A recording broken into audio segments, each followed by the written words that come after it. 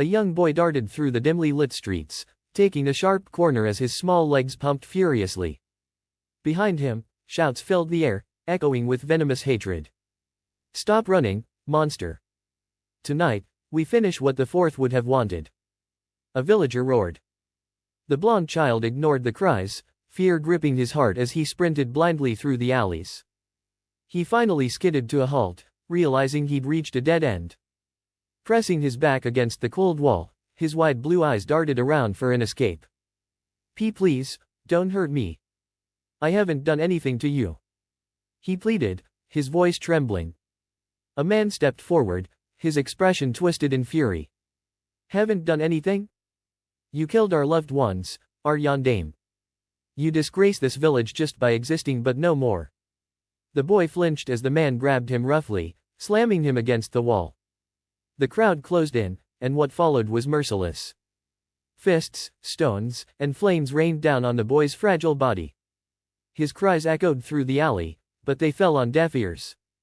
Even a few shinobi, tasked with his protection, stood idly by, their faces blank or filled with disdain. When the villagers finally left, satisfied with their work, the boy's battered body lay motionless in the rain. From the shadows, a figure appeared, crouching beside the child. The person surveyed the damage with a sigh. "They're becoming more ruthless with each passing day," they muttered before lifting the boy carefully and vanishing into the night. Hokage's office. The third Hokage sat behind his desk, his aged hands flipping through endless stacks of paperwork. A sudden presence in the room caused him to glance up. "Hokage-sama," a shinobi said, appearing before him. Sarutobi's eyes widened in shock as his gaze fell on the small, broken figure in the man's arms. "Naruto!" he cried, leaping to his feet. The old man's hands trembled as he gently placed the boy on the floor. Anger clouded his features, his hat casting a shadow over his eyes.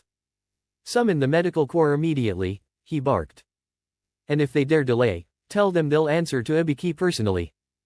The shinobi vanished without hesitation. Sarutobi knelt beside Naruto, his sorrow evident. "Forgive me, Naruto-kun. If it weren't for those damn council meetings, I could have stopped this." Naruto's mindscape. In a dark, watery space resembling a sewer, Naruto stirred awake. He blinked at the giant cage before him, its oppressive presence making him shiver. A single piece of paper with the word seal was plastered across the bars. From within the cage, soft sobs echoed, drawing the boy's attention. "Hello? Is someone there?" he called out hesitantly. The sobbing continued, and curiosity overtook his fear. Stepping past the bars, Naruto ventured deeper.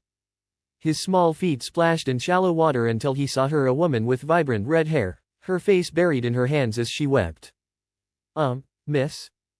Are you okay?" Naruto asked softly.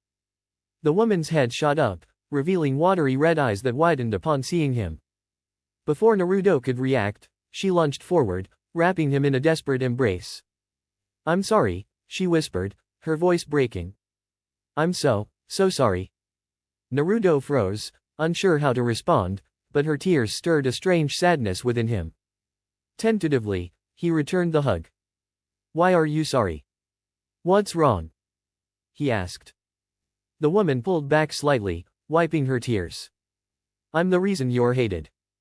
The reason they hurt you. I'm so sorry," she choked out. Naruto tilted his head, confused. "I don't understand. Why would they hate me because of you?"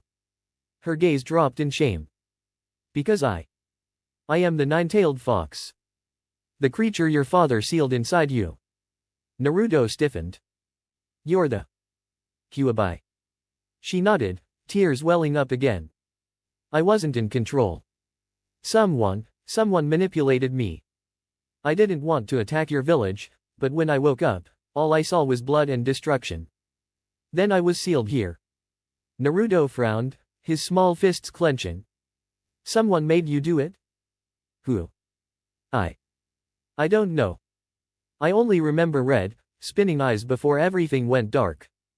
Naruto's gaze softened as he placed a hand on hers. "It's not your fault, Kyuubi-chan. You didn't mean to hurt anyone. The real blame lies with whoever controlled you and with this village for what they've done to us. Huabai blinked in surprise, a faint blush dusting her cheeks. You don't hate me? Of course not, Naruto said firmly. Why would I hate you for something you couldn't control? Huabai stared at him for a moment before laughing softly. Her once anguished expression eased into a small smile.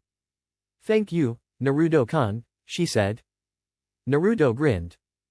Hey, Huabai-chan, can you help me? I want to become strong enough to protect us both. Huabai smirked, her sharp teeth glinting. You're a strange kid, forgiving me so easily. But if you're serious about this, I'll help you. I'll make you stronger than even the fourth Hokage, but no slacking off, got it? Naruto nodded eagerly. Thank you, Huabai-chan. I'll work hard, I promise. Huabai chuckled, ruffling his hair. We'll start tomorrow. For now, wake up. We'll stay in touch. Hospital room. Naruto's eyes fluttered open to find himself lying in a hospital bed. Beside him sat the third Hokage, his face etched with worry. Naruto-kun, Sarutobi greeted softly. Naruto smiled weakly. Hi, Jiji. Sarutobi's shoulders slumped in relief. I'm sorry, Naruto-kun. If I hadn't been stuck in that ridiculous council meeting, I could have prevented this. It's not your fault, Jiji, Naruto said, shaking his head. You couldn't have known. Sarutobi's expression darkened. Do you remember who did this to you? Naruto hesitated before shaking his head. No. I was too scared to look. Sarutobi sighed. Rest for now, Naruto-kun. I'll stay with you tonight. Naruto hesitated before asking, Jiji, can you help me train? I want to be strong enough to protect myself and the people I care about. Sarutobi smiled warmly. Of course, Naruto-kun. We'll start tomorrow. I thought I told you not to step foot in here, you little monster. Now leave before I. Before you do what? Interrupted a stern voice. The man turned sharply, freezing when he saw the Hokage's cold, disapproving gaze fixed on him. Hokage-sama. I didn't mean it. Of course, he's welcome here, the man stammered nervously, his previous hostility melting into fear. Sarutobi narrowed his eyes. Good. Because Naruto will be picking out whatever he wants from your establishment. I assume that's not an issue. Sarutobi said, his tone firm and his presence commanding. The shopkeeper shook his head frantically, his words catching in his throat as he nervously gestured for Naruto to look around freely. Take your time, Naruto, Sarutobi said kindly. Naruto's face lit up as he darted through the store, his excitement contagious. Naruto's attention was quickly caught by a black shirt with a swirl design on the back. Then his eyes fell on a red shirt with a matching swirl but in a darker shade. Grinning, he picked both and added a couple more variations of the same design. Moving to the pants section, Naruto grabbed standard shinobi-style black trousers, and after some thought, added a pair of blue jeans. His enthusiasm warmed Sarutobi's heart, watching the boy explore the store with joy that he rarely got to express. Naruto paused for a moment at an orange jumpsuit, scrunching his nose in distaste. Definitely not, he muttered to himself. He moved to the shoe section, picking out standard shinobi sandals in dark blue. With his arms full of clothes, Naruto approached the counter, beaming. I'm ready, Jiji. Naruto said proudly. Sarutobi smiled and nodded before turning back to the shopkeeper. Ring it all up, he ordered. The shopkeeper hastily totaled the items, his voice jittery. The total is 5,927 ryo, he announced. Sarutobi watched as Naruto paid for his items with care, and together, they carried the purchases back to Naruto's apartment. Once everything was put away, Naruto's grin widened. Thank you for coming with me today, Jiji. He exclaimed, his happiness shining brightly. Sarutobi chuckled softly, ruffling the boy's messy hair before they stepped outside again. Their next stop was a shinobi equipment store, where Sarutobi's presence once again ensured Naruto could browse without fear of hostility. So, what do you think I should get? Naruto whispered inwardly, addressing his tenant. The entity within him chuckled, its voice smooth yet authoritative. Let's see. You'll need about 500 kunao and 350 shuriken. Some sealing tags, smoke bombs, and a weapon like a sword wouldn't hurt. Oh, and make sure to grab some storage scrolls.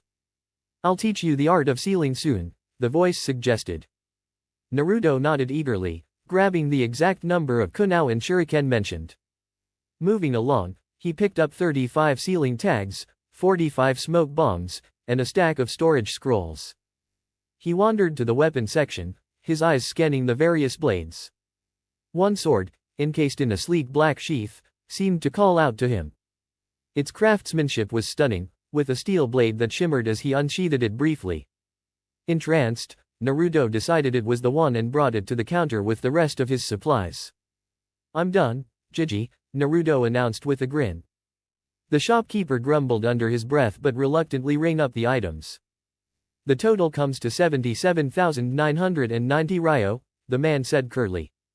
Naruto quickly paid, his savings taking a big hit. Sarutobi raised an eyebrow in curiosity. Naruto-kun, where did you get so much money? Naruto's smile faltered slightly. I saved up over time. There were days I had to skip meals, but it's worth it, right? He said with a small laugh. Sarutobi's expression darkened at the confession. Naruto, lift up your shirt, he instructed gently but firmly. Naruto hesitated but complied, revealing his thin, malnourished frame. Sarutobi's fists clenched in anger at the sight of the boy's frail body. Without another word, he grabbed Naruto by the hand and began walking. Where are we going, Jiji? Naruto asked, confused. To buy you proper food, Sarutobi said firmly. I won't let this continue. They entered a market, the Hokage's presence instantly commanding respect. When a few people shot glares at Naruto, Sarutobi's aura flared with an oppressive intensity, silencing the hostility instantly. Pick what you need, Naruto. Healthy food. No objections from anyone, Sarutobi said with a sharp edge in his voice. Naruto hesitated but eventually began filling a basket with vegetables, meats, fish, and even some treats like ramen cups.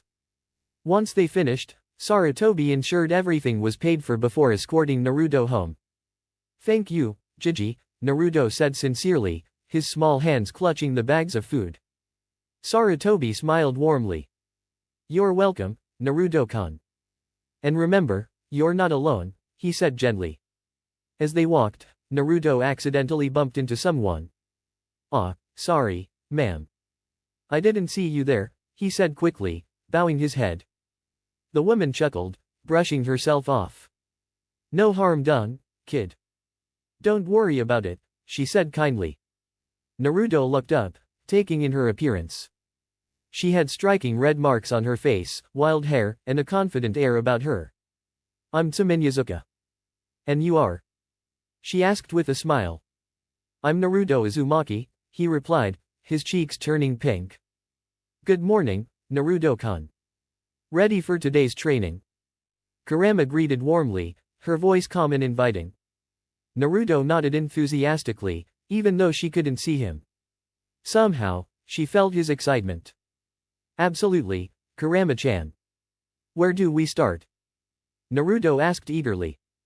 Kurama smirked, adopting a thoughtful expression. First, you need to understand something fundamental, chakra, she began. Chakra. Naruto repeated, tilting his head in confusion. That's right. Chakra is the energy that exists within every living being. It flows through you and is an intrinsic part of your existence. For a shinobi, it's their greatest tool. It enables the use of techniques, or what we call jutsus. Chakra can be cultivated and shaped in many ways, but first, we need to focus on increasing your reserves. Are you following so far? Naruto nodded, processing her words. So, chakra is like the energy inside me that lets me perform ninja stuff. Kurama chuckled at his simplified explanation but nodded. That's a pretty basic way of putting it, but yes. Naruto grinned. And my chakra reserves are, like the amount of that energy my body can hold right now. Kurama blinked in surprise, impressed. Exactly, kid. How did you figure that out? Naruto scratched the back of his head sheepishly. Well, I snuck into the library once when I was bored and grabbed a random book to read. It turned out to be about chakra. Kurama scowled internally at the thought of Naruto sneaking around just to educate himself, but she pushed the thought aside for now. Good. Since you already know some of the basics, we can skip ahead. By training your body physically, spiritually, and naturally, you'll grow your reserves. Most people only focus on the first two since natural training is more challenging, but you'll excel at all three. Chakra is also divided into 5 main jutsu types: Taijutsu, which focuses on hand-to-hand combat; ninjutsu, combining physical and spiritual energies to manipulate the elements of wind, fire, earth, water, and lightning; genjutsu, which involves disrupting an opponent's chakra flow to create illusions; kenjutsu, which revolves around swordsmanship and using chakra to enhance blades; and dojutsu, inherited abilities passed down through bloodlines. You'll eventually gain your own dojutsu, but that's for later. Got all that? Naruto quickly grabbed a notebook and pencil, jotting everything down. He nodded as Kurama continued. Will my dojutsu be like the one the Uchiha have? Naruto asked, his curiosity piqued. Something like that. Once we work on your genetic makeup, I can craft a dojutsu tailored to you. Just tell me what you'd like it to do, Kurama explained.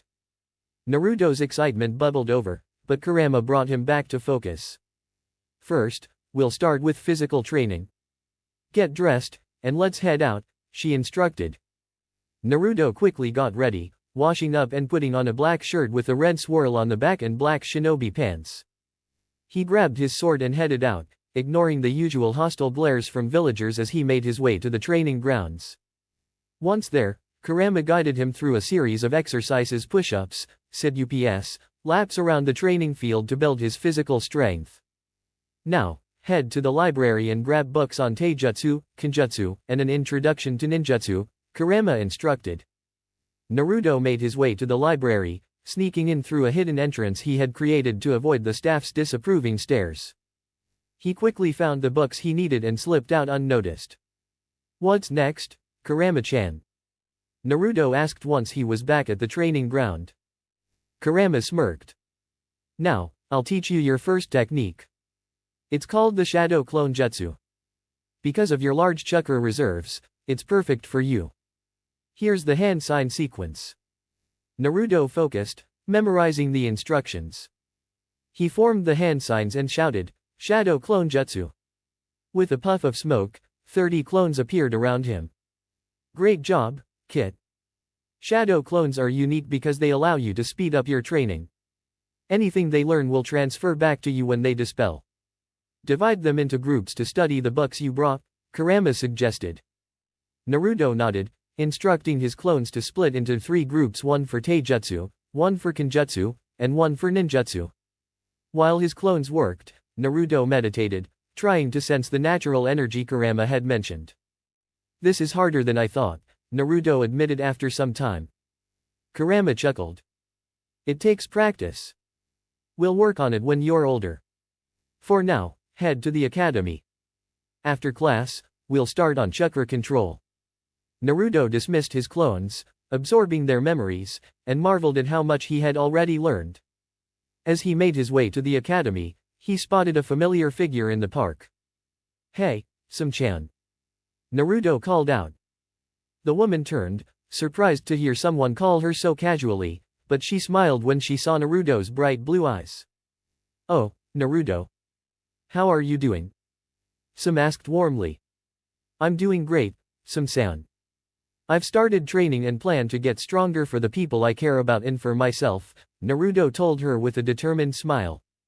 Sam chuckled at his resolve and, before she realized it, did something unexpected. She leaned down and placed a gentle kiss on his forehead, leaving the blonde flustered. I can't wait to see how far you'll go, Naruto.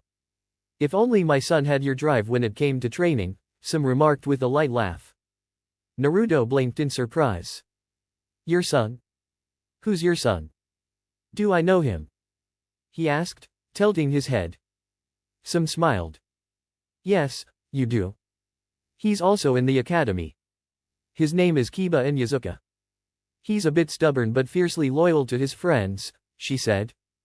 Naruto nodded with a grin. Some-san, watch me become the strongest shinobi in the village. Then he suddenly cut himself off, his face heating up as he looked away. You'll what? Some asked, curiosity written all over her expression.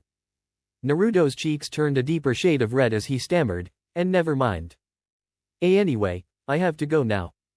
He bolted, leaving Some behind, chuckling at his adorable reaction. If he grows into a strong man, even I might not be able to resist him, Some thought, continuing her walk through the park. At the academy. Naruto arrived at the academy just in time. Walking into his classroom, he noticed his classmates chatting among themselves. Most of the boys were huddled together, while the girls were busy swooning over a certain raven-haired boy brooding in the corner. Naruto sighed and chose a seat far away from the loud group, particularly avoiding a certain pink-haired girl who likely had no concept of quiet. As he sat down, he felt a few gazes on him. Some of the girls were staring at him dreamily, admiring his unique attire and the sword he carried, while a few boys murmured enviously about how cool he looked. Naruto, however, was snapped out of his thoughts by a prissy, dark-haired boy who walked up to him. Hey, loser. Hand over that sword. Someone like you doesn't deserve it, the boy demanded. Naruto sighed in irritation. Look, Sasuke, the brooding prince of the academy, I bought this sword, so it's mine. Now sit down and wait for class to start, Naruto replied flatly. Sasuke glared at him, but before he could retort, an all-too-familiar screech echoed across the room. Naruto, you idiot. Give Sasuke-kun that sword. You're not worthy of it. Sakura yelled. Naruto winced and covered his ears. First, Haruno, you need to learn the meaning of the phrase, mind your business. Second, don't act like you can tell me what to do any more than Sasuke can. For the sake of my eardrums, just go back to daydreaming about your delusions, Naruto shot back. Sakura fumed, huffing as she stormed off to sit near Sasuke, who ignored her entirely. Well done, Kit, the fox spirit residing within Naruto chuckled. You gave him a taste of his own medicine. I'm proud of you. Naruto smirked slightly as the class finally began. Iruka and Mizuki entered the room, the latter shooting Naruto a brief, hostile glare. Kunao and Shuriken practice. The students gathered outside for target practice. Kiba was called up first, and he confidently hit several targets with impressive accuracy. Iruka praised his efforts, earning him applause from the group. Naruto Uzumaki, you're next, Iruka announced. Naruto stepped up nervously. He hadn't had much time to practice with his Kunao and Shuriken, but he decided to wing it. Holding his breath, he threw them at the target. To his surprise, most of his hits landed near the center. Iruka clapped, as did a few of his classmates, while Naruto grinned in relief. Making new friends. After class, Naruto approached Kiba, recognizing him from Some's description. Hey, are you Kiba Inyazuka? Naruto asked. Kiba turned, grinning. Yeah, that's me. And you're Naruto, right? Naruto nodded. Who's this? He asked, gesturing to the small dog perched on Kiba's head. This is Akamaru, Kiba said proudly. Say hi, Akamaru. The dog barked happily, licking Naruto's cheek. Nice to meet you, Akamaru, Naruto said, patting the pup's head. Later, Kiba extended an invitation. Hey, Naruto, want to come over for dinner tonight? My family won't mind, he offered. Naruto's face lit up. Thank you. I'd love to, he said sincerely. Evening training. After a productive day, Naruto returned to his training field. Under the watchful guidance of the fox spirit, he practiced tirelessly, refining his taijutsu stances, perfecting hand signs, and reading up on sword techniques. Am I improving, Huabai-san? Naruto asked, looking to the spirit for feedback. You're doing very well, Kit. At this rate, you'll surpass everyone in your class, Huabai replied with a smirk. Naruto blushed at the praise but quickly shifted focus, determined to make even greater strides in his training.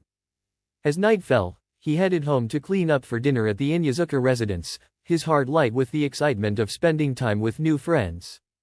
In Yazuka compound, Kiba sat at the dining table, animatedly sharing his day's highlights with his mother and sister. His excitement spilled over as he described his school day and his new friend, Naruto Uzumaki. Some chuckled, noting how often Naruto's name had come up recently. And you should have seen him today. That Uchiha and his fangirl Sakura got totally wrecked by Naruto. He had this ferocity that felt just like an Inyazuka. I got chills just listening to him talk, Kiba exclaimed, his enthusiasm contagious. Some in Hana laughed at the mental image of the almighty Uchiha being humbled by the so-called dead last. If he's gutsy enough to put that Uchiha brat in his place, he's okay in my book, Hana said, grinning. Some shook her head at her kid's antics as she began preparing dinner. Kiba suddenly remembered something important and perked up. Kaa-san, can Naruto join us for dinner tonight? Kiba asked eagerly. Some raised a curious brow at the request. His expression radiated anticipation, and Hana seemed equally invested in the idea. Some chuckled, finding herself intrigued by the boy she'd already encountered earlier. When is he supposed to come over? She asked. Kiba lit up like a firework. At 9 p.m. tonight, he said with enthusiasm. Some nodded, deciding to set an extra plate for their guest. This should be interesting, she thought, a small smile tugging at her lips. Both Kiba and Hana beamed with excitement at the prospect of spending more time with Naruto. Naruto's apartment, 8 p.m. Naruto arrived home, closing the door behind him with a satisfied grin. He glanced at the clock and noted that he had a bit of time to unwind. Shedding his training gear, he meticulously put away his equipment before heading to the bathroom. Someone's unusually cheerful about a dinner invite, Huabai teased, her voice echoing in his mind. Naruto nodded absent-mindedly, missing the teasing tone. He stepped into the bathtub, letting the warm water soothe his muscles. Huabai-chan, can we talk face-to-face? Naruto asked suddenly. Huabai, momentarily surprised, agreed. Of course, Kit. You don't have to ask, I always enjoy your company, she replied warmly. Naruto flushed slightly at her words but focused on entering his mindscape. Naruto's mindscape. Naruto found himself standing in the familiar, damp corridors of his mental realm. Glancing around, he frowned at the unwelcoming atmosphere. Note to self, I really need to fix this place up. Hua-chan deserves better, he thought. Walking toward the towering bars that housed his companion, he was greeted by Huabai's radiant presence. Her form was stunning, and Naruto couldn't help but blush. What's on your mind, Kit? She asked, settling down gracefully. Naruto took a seat opposite her. How would you rate my skills so far? He asked earnestly. Huabai raised an elegant brow, pondering the question. You're off to a strong start. Your chakra levels are comparable to a high-ranking Kage, though your control is around that of a promising genin. Your taijutsu and swordsmanship are shaping up nicely thanks to your training regimen, but your ninjutsu repertoire is still limited. We need to determine your elemental affinity to expand your arsenal, she explained. Naruto tilted his head, clearly intrigued. Elemental affinity? He repeated. Huabai chuckled at his innocence but couldn't help feeling irritated that the academy hadn't covered such basics. Your elemental affinity determines which type of chakra nature aligns best with you. The primary elements are wind, fire, earth, water, and lightning. Each village has its specialties. For instance, Kanavo leans toward fire techniques. Now, place your hand on mine, and I'll figure out which elements you're attuned to, she instructed. Naruto obeyed, placing his hand over hers. Huabai closed her eyes, concentrating before opening them with a pleased smile. Well, aren't you special? You have 3 affinities, wind, lightning, and fire, though the last one might be thanks to me. This is a rare combination, and I can guide you through mastering all 3, she said proudly. Naruto's face lit up as he impulsively hugged her, missing the faint blush dusting her cheeks. Thank you, Hua-chan. You're the best, he exclaimed. Huabai chuckled softly, returning the hug. It's my pleasure, Naruto-kan, she said, surprising him with her use of his name. You called me by my name. he asked, stunned. Huabai averted her gaze, her blush deepening. Of course. I can't call you kid forever, she replied. Naruto grinned, tightening his embrace. Hua-chan, can we work on creating my eye technique now? He asked eagerly. Huabai smiled, unsurprised by his persistence. All right, but altering your genetic structure isn't simple. It'll take a few years to perfect, she warned. Naruto nodded, unfazed by the wait. As long as it's crafted by you, I'm willing to wait, he said sincerely. Huabai's heart skipped a beat at his words. So, what kind of dojutsu are you envisioning? She asked. Naruto's eyes gleamed with determination. I want a dojutsu that surpasses anything the Uchiha have. It should allow me to copy not only techniques but also Kekkei Genkai and even dojutsu. I wanted to adapt to any situation, mimicking movements and abilities seamlessly, he explained. Huabai smirked, intrigued by the challenge. An ambitious request, but I like it. What will you name this technique? She asked. Naruto pondered for a moment before answering. The Shinsegan Divine Eye of Light, he declared. Huabai nodded approvingly. An excellent choice. I'll begin working on it while you head to dinner, she said. Naruto bid her farewell and left the mindscape with a smile. Bathroom. Returning to reality, Naruto finished his bath and dried off, checking the clock. With 25 minutes to spare, he dressed in blue jeans and a navy shirt, giving himself a final once-over in the mirror. All right, everything's set. Time to make a good impression, he said to himself, a confident grin on his face. In Yazuka residence. Naruto made his way to the front door, glancing around cautiously to avoid attracting unnecessary attention. Breathing a quiet sigh of relief, he knocked gently. His lips curled into a smile as he stood there, waiting. After a moment, he heard someone calling out from inside, followed by approaching footsteps. The door opened, and Tsum appeared, her sharp eyes softening upon seeing the blonde visitor.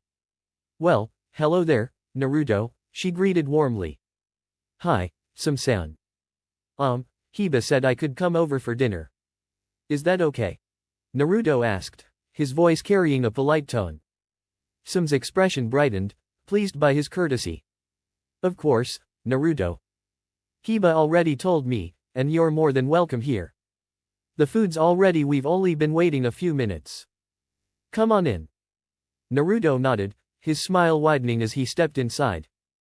He removed his sandals and stepped onto the polished wooden floor of the Inyazuka home. His curious eyes wandered, taking in pictures of Tsum, Kiba, and another girl, along with various decorative items unique to the clan. Before he could explore further, the sound of paws hitting the floor reached his ears.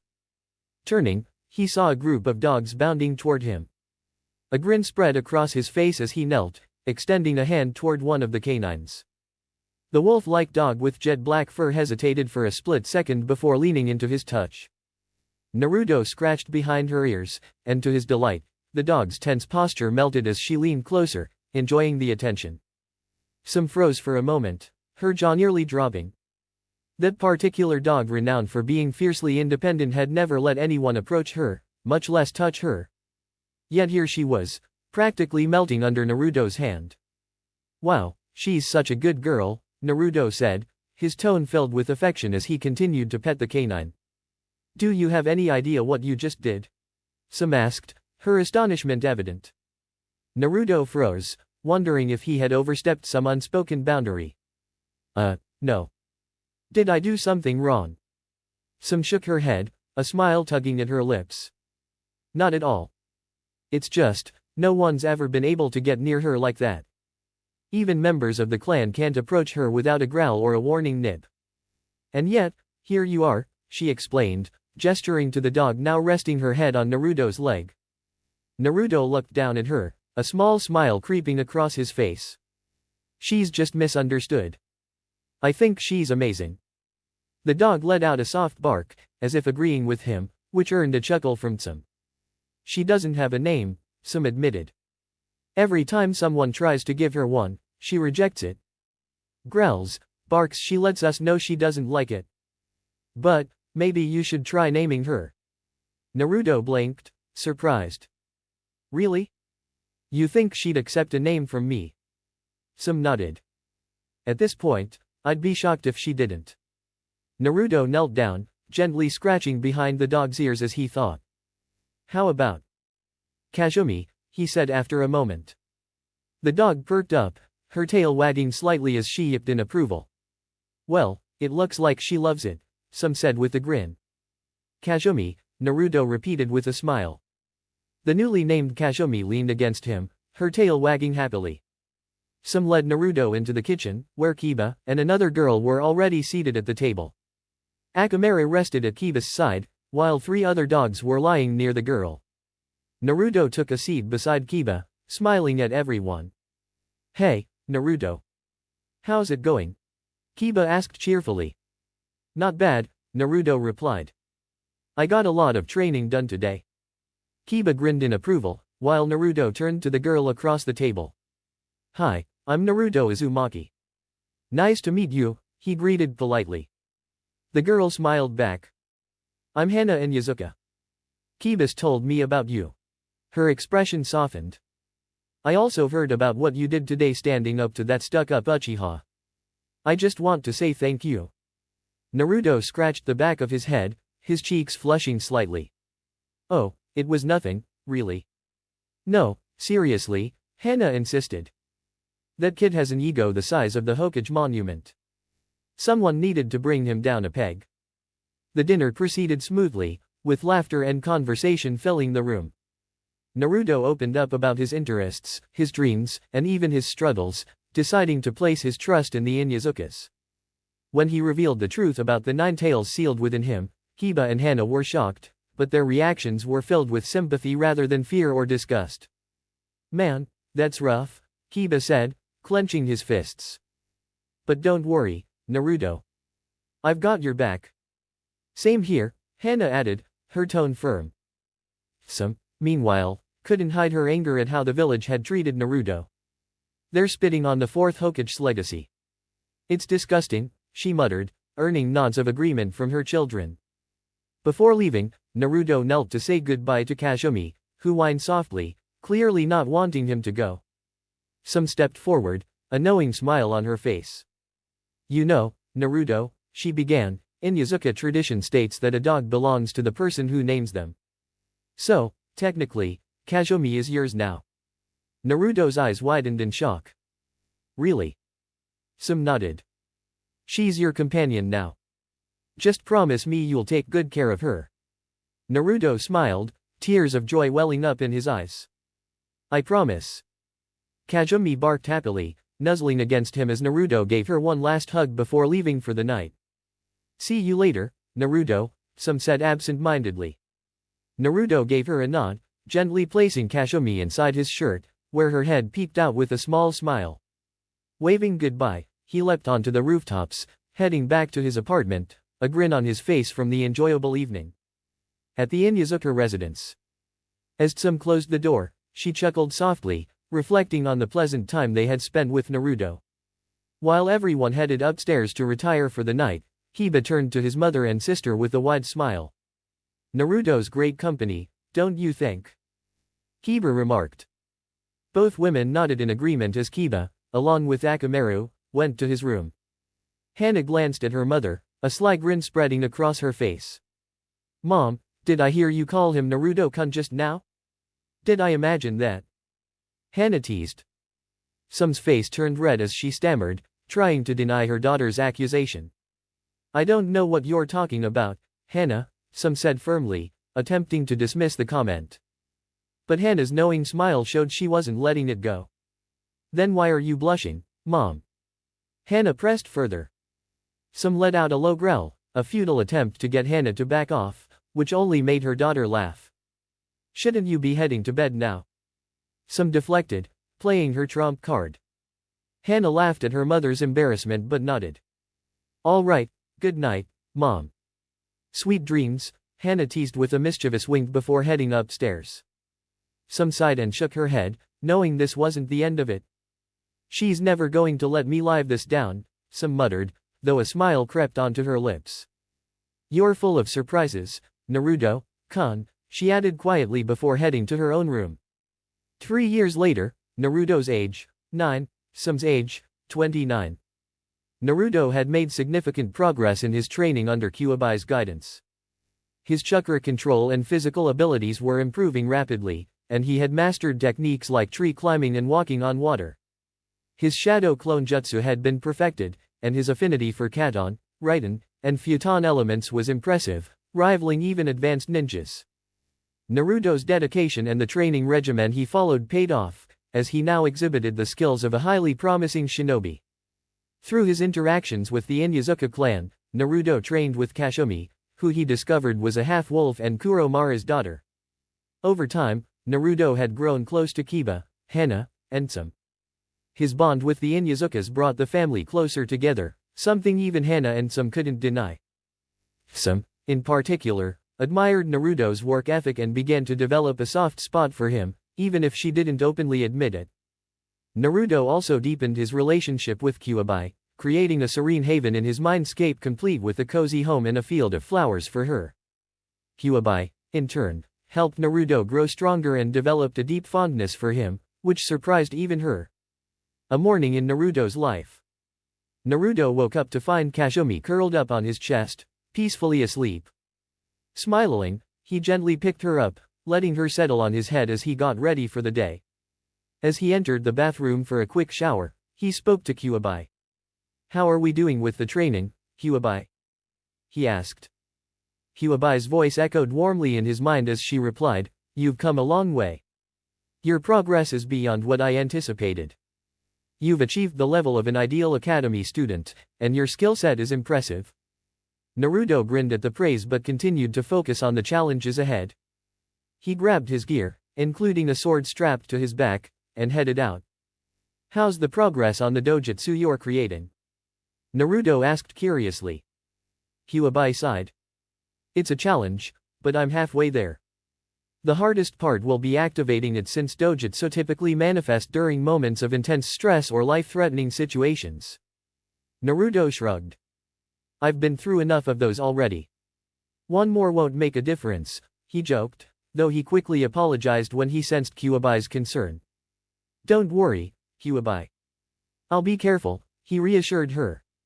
With that, he arrived at the academy, bracing himself for the day ahead.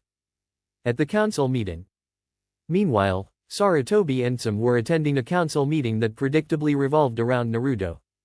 Some had recently shared with Sarutobi details of her conversation with Naruto, including the revelation that the Nine-Tails attack had been orchestrated by someone manipulating the beast. While both agreed to keep this information under wraps, they knew the council would jump to conclusions if such details were disclosed. The two settled into their seats, prepared for the inevitable accusations and debates. Sarutobi sighed heavily as he addressed the council. "Let's get this started. What concerns do we have today?" he asked, bracing himself for what was to come. This meeting was called to discuss a certain individual within the village, one of the merchants stated, addressing the Hokage. Hiruzen Sarutobi let out a sigh, already anticipating the subject. He had little doubt they were referring to Naruto Uzumaki after all. If it had been anyone else, the name would have been mentioned outright. "And what is the concern this time?" Hiruzen asked, his tone steady but weary.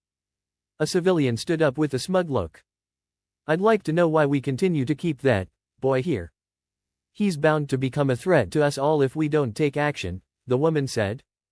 Her tone was harsh and accusing, earning a dismissive glance from Some, who muttered something under her breath, clearly disinterested in the discussion. "That boy has a name, Sakuno," Hiruzen responded sharply, his gaze hardening. "I'd advise you to use it, or I will consider your words hostile." Sakuno flinched slightly but sat down with a grumble. Another individual rose, attempting a more measured approach. "What she means is that precautions need to be taken to ensure Naruto doesn't use the demon's power against us," the man said. Some let out a dry chuckle, drawing a few curious glances. Unaware that everyone was listening, she muttered to herself, "Maybe if you didn't beat him senseless every other day, you wouldn't have to worry about him taking revenge." Her words hung in the air, and several members of the council nodded subtly. Others, however, looked indignant. "That boy is to blame for what happened. My family was taken from me because of that monster. One of the men exclaimed angrily. Some's eyes narrowed, and an oppressive aura filled the room. Her low growl silenced the man. If anyone here acts like a demon, it's people like you, Some said, her voice dangerously calm. You and others like you have spent years tormenting an innocent child who has done absolutely nothing to deserve it. He's no innocent child. Sakuno shouted. How do you know he hasn't already started corrupting you with his power? Some's gaze turned feral as her fingers dug into the table in front of her. I know because I've spent time with him. I've talked to him. I've welcomed him into my home. He's one of the kindest souls I've ever met.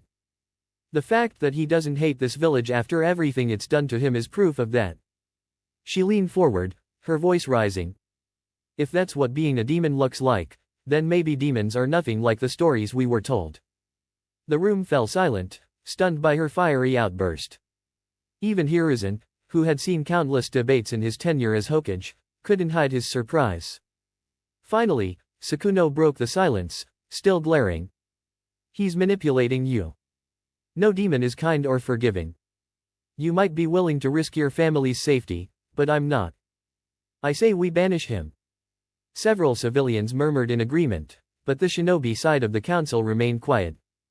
Shikaku, Shivi, and Hayashi shared a glance, their neutrality evident. Meanwhile, Some, Chaoza, and Inoichi exchanged grim looks, their sympathies lying firmly with Naruto. Some stood abruptly, cracking her knuckles. The tension in the room skyrocketed as her killing intent became almost suffocating. Listen here, Harino, she said, her voice low and menacing. You seem to forget your place. You don't hold any real power in this council. All you do is give advice to the Hokage. You don't make decisions. You don't change laws. And you sure as hell don't decide who stays or leaves this village. So sit down, shut up, and do us all a favor, keep your mouth shut. Sakuno paled, slowly sinking back into her seat. The oppressive atmosphere lingered for a moment longer before Some sat back down, visibly calming herself. Hiruzen cleared his throat, regaining control of the meeting. Some is correct. Unless there's anything new or relevant to discuss, this meeting is adjourned. His tone left no room for argument. The civilians reluctantly shuffled out, leaving the clan heads to gather their thoughts. As they exited the chamber, Inoichi spoke up. You were quite passionate in there, Some. Some huffed.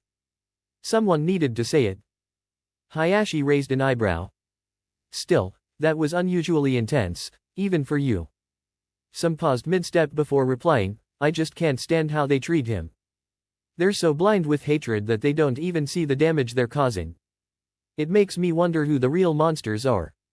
With that, she walked away, heading toward her compound for some much-needed rest. Later that day, Naruto and Kiba left the academy together, passing by Sasuke, who was surrounded by his usual crowd of admirers. I'm not sure what's worse, the fan club or the guy they're obsessed with, Kiba muttered, earning a chuckle from Naruto. The two friends ignored the usual glares from villagers as they made their way to the Inyazuka compound. Inside the compound, Some was napping on the couch, her brow furrowed in a deep frown.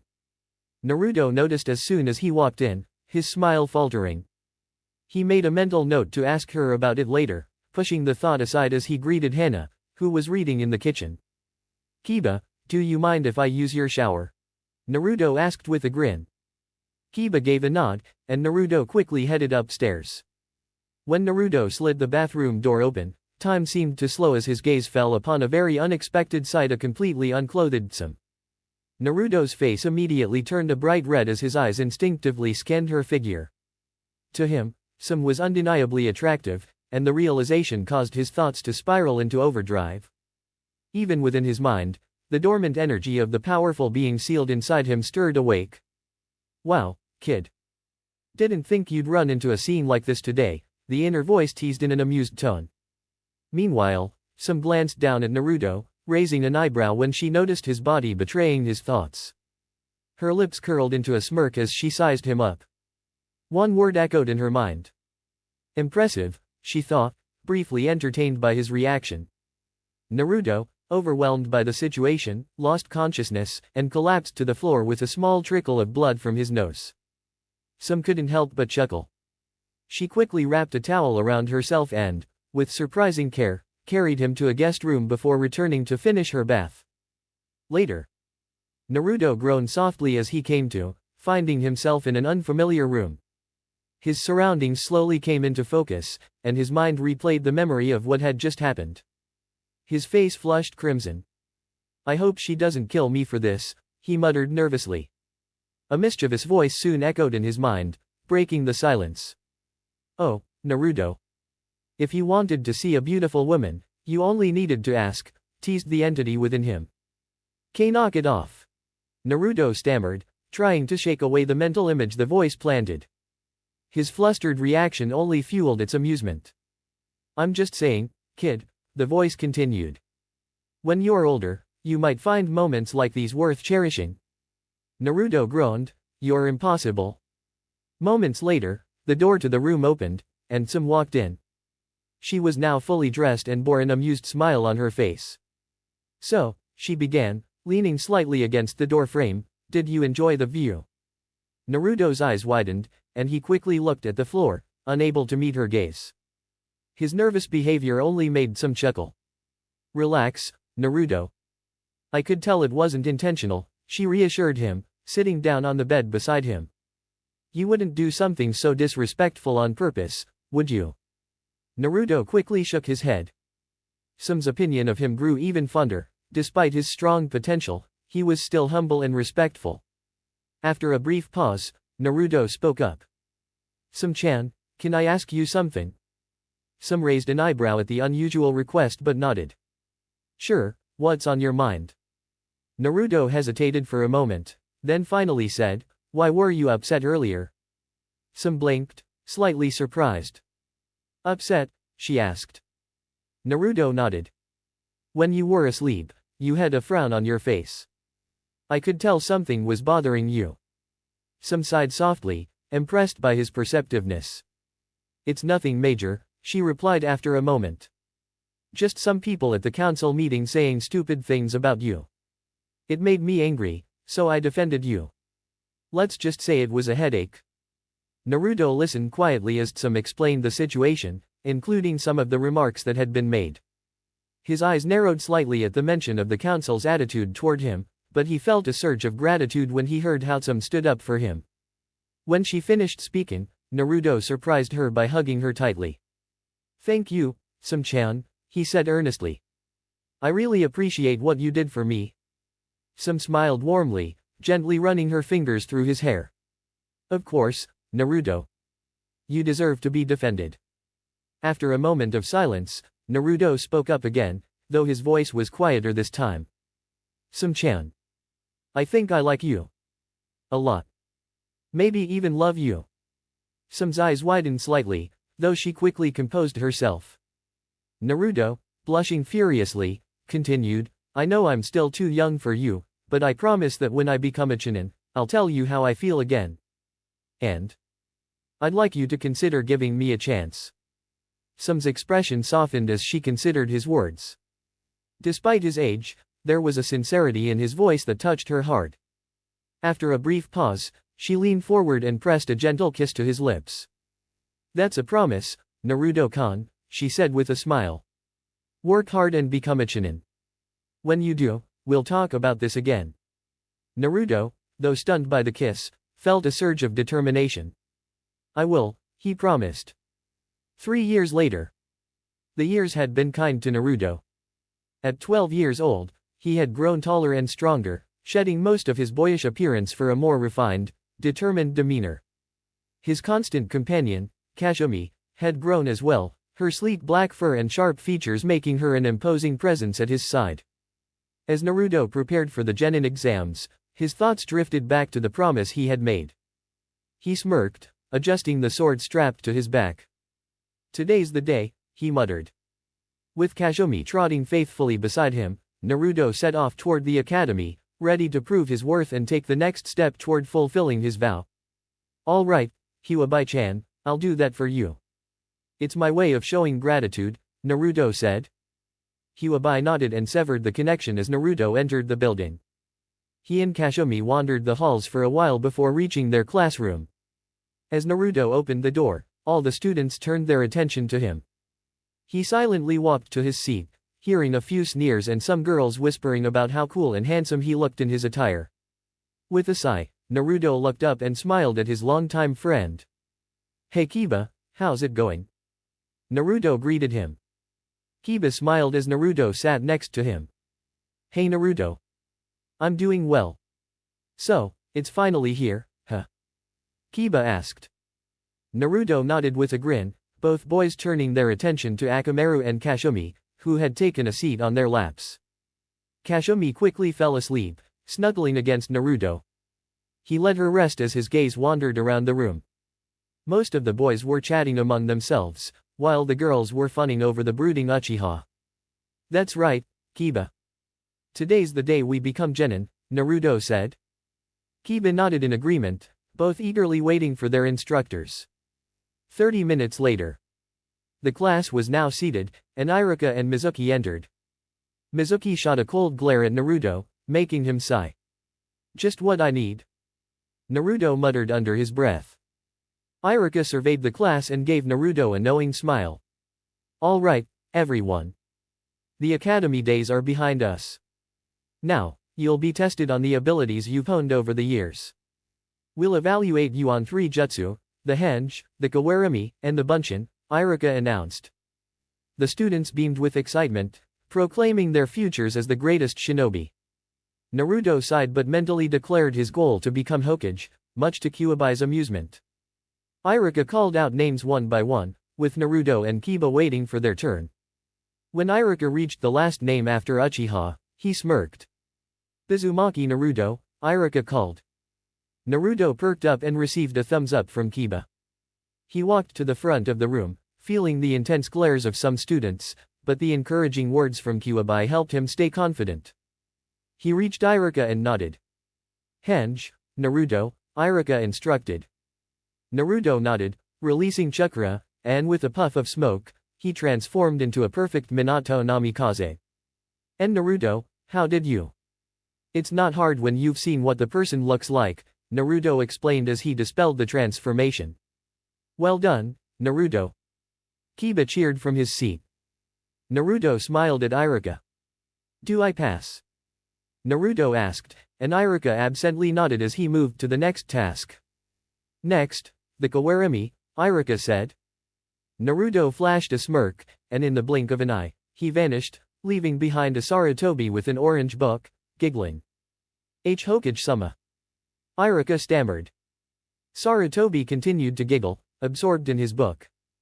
"Narumi, you naughty girl, I can't believe you." "Hokage-sama," Iruka yelled. Sarutobi looked up, realizing he wasn't at his desk and everyone was watching. He quickly hid his book before disappearing in a puff of smoke, and Naruto reappeared. "Learn anything new today, Iruka-sensei?" Naruto asked with a grin. Iruka and Mizuki sighed as they stared at the spot where the Hokage had been. "Well, my Hokage is a pervert." "You pass, Naruto." "Now, the bunshin," Iruka said, trying to shake off his frustration. Naruto nodded and focused his chakra, creating 10 clones. "Bunshin no jutsu," Naruto called, summoning the clones. Iruka nodded, though Mizuki seemed a bit surprised. "You pass, Naruto. Here's your headband." "Congratulations, Naruto Uzumaki," Iruka said. Naruto gratefully accepted the headband and returned to his seat. Kiba congratulated him along with Shikamaru and Koji. Hinata blushed slightly but was happy for him. Naruto smiled, nodding as the rest of the class finished their exams.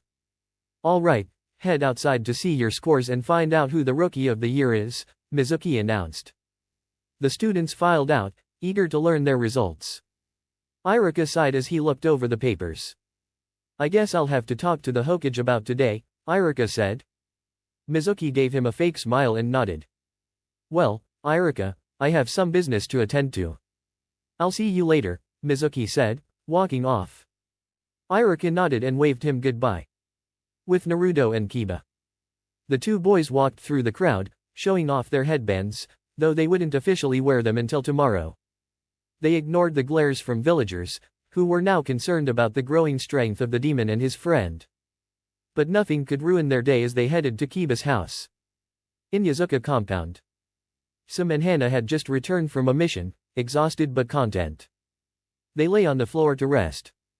That mission was brutal, Hana said, causing Sam to laugh. The two shared a smirk as they remembered what today was. Do you think they graduated? Hana asked.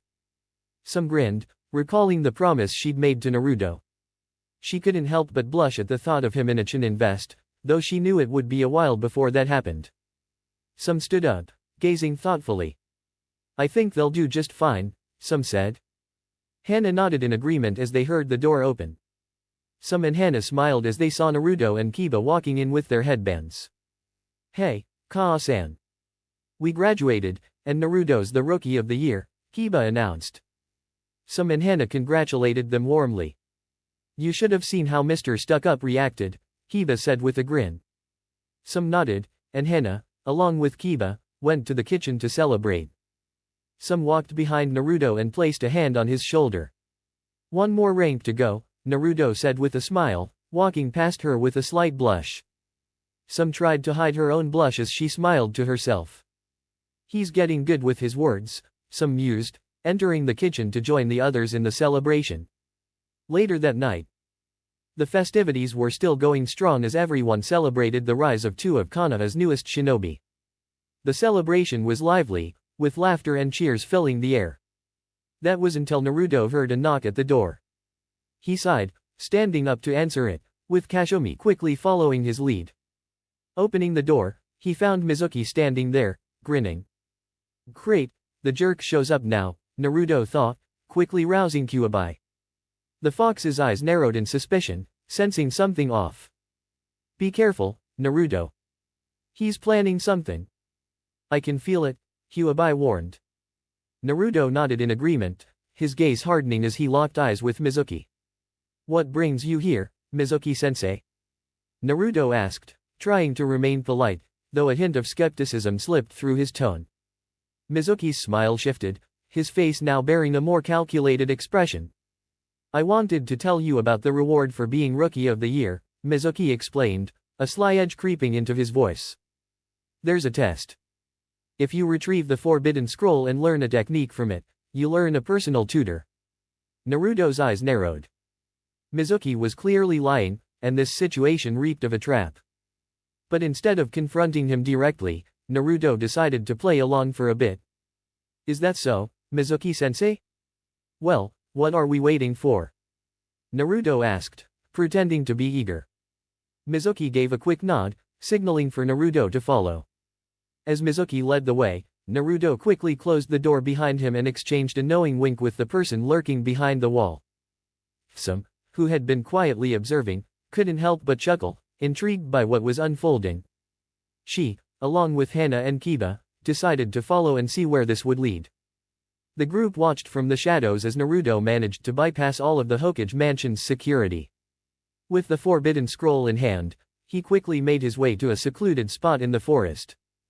However, Naruto had no intention of opening the scroll.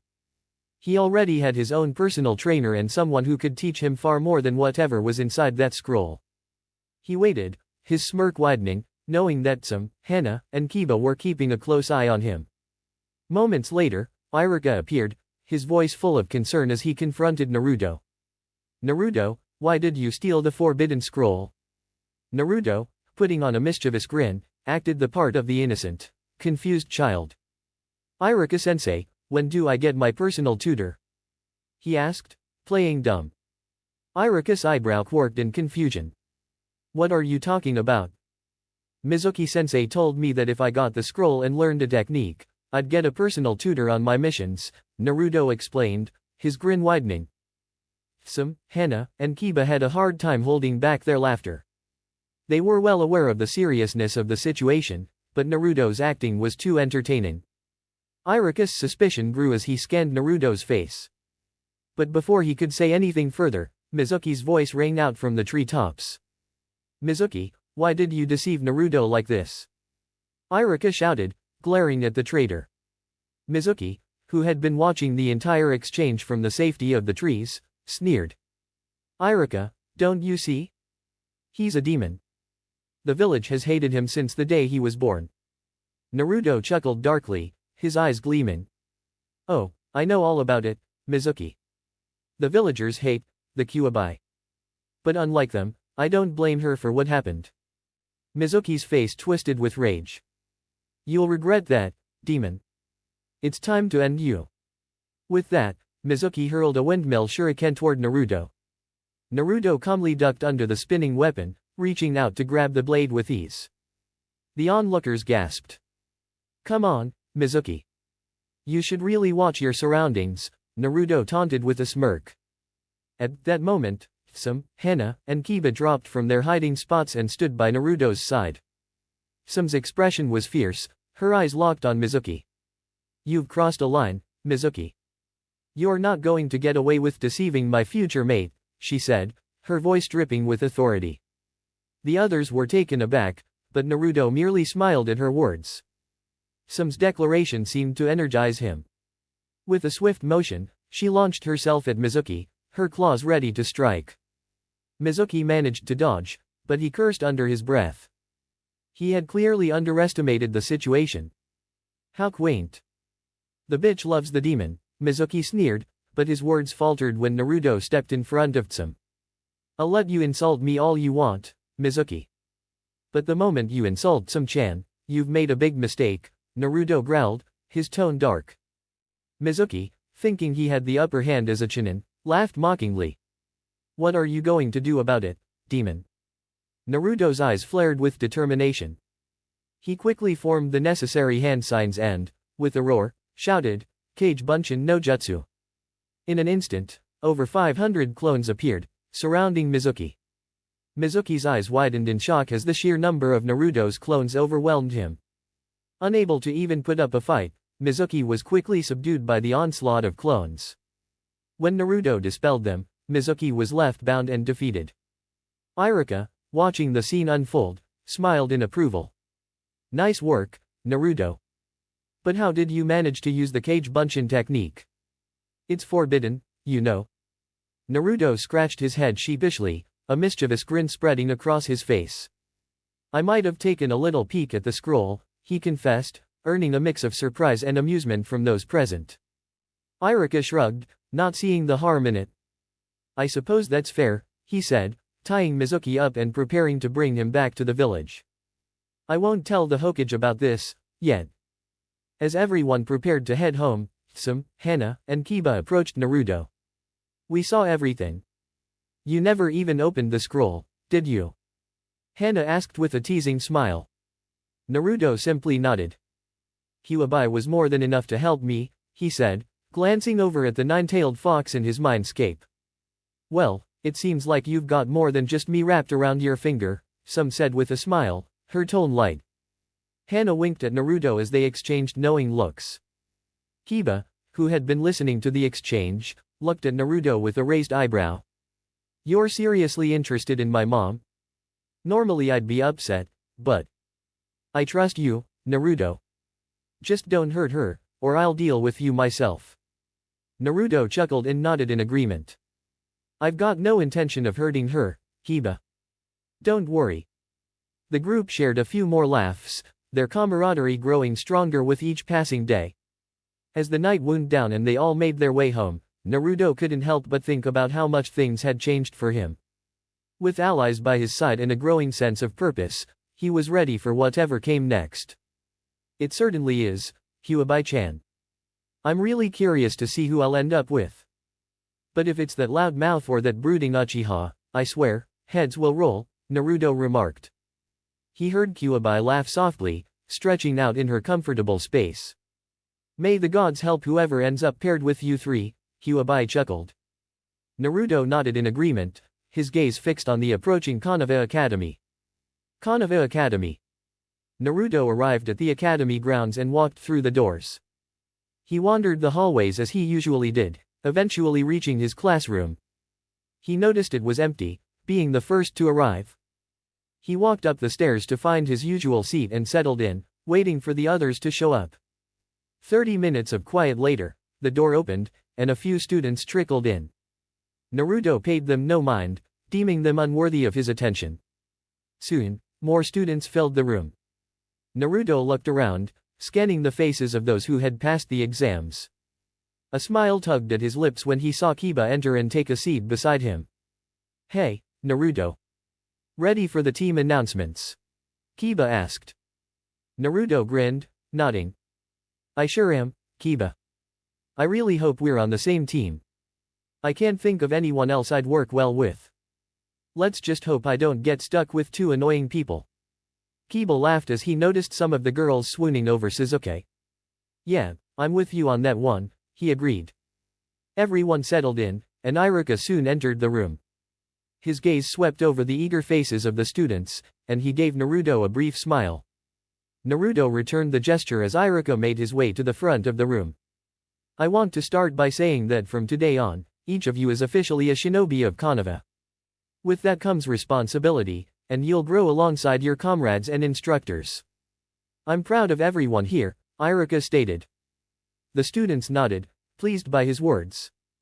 Iruka then glanced at his list. "Now, for the team assignments. Team 1. A/N, teams 1 to 7 are not relevant." Iruka continued until he reached the next team. Team 7, Naruto Uzumaki. Naruto perked up at the mention of his name. Iruka continued.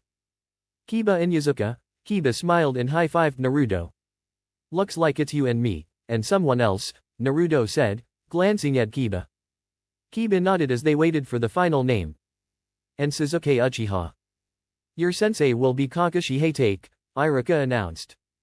Time seemed to slow down for Naruto and Kiba as their jaws dropped. Sasuke simply scowled, clearly displeased.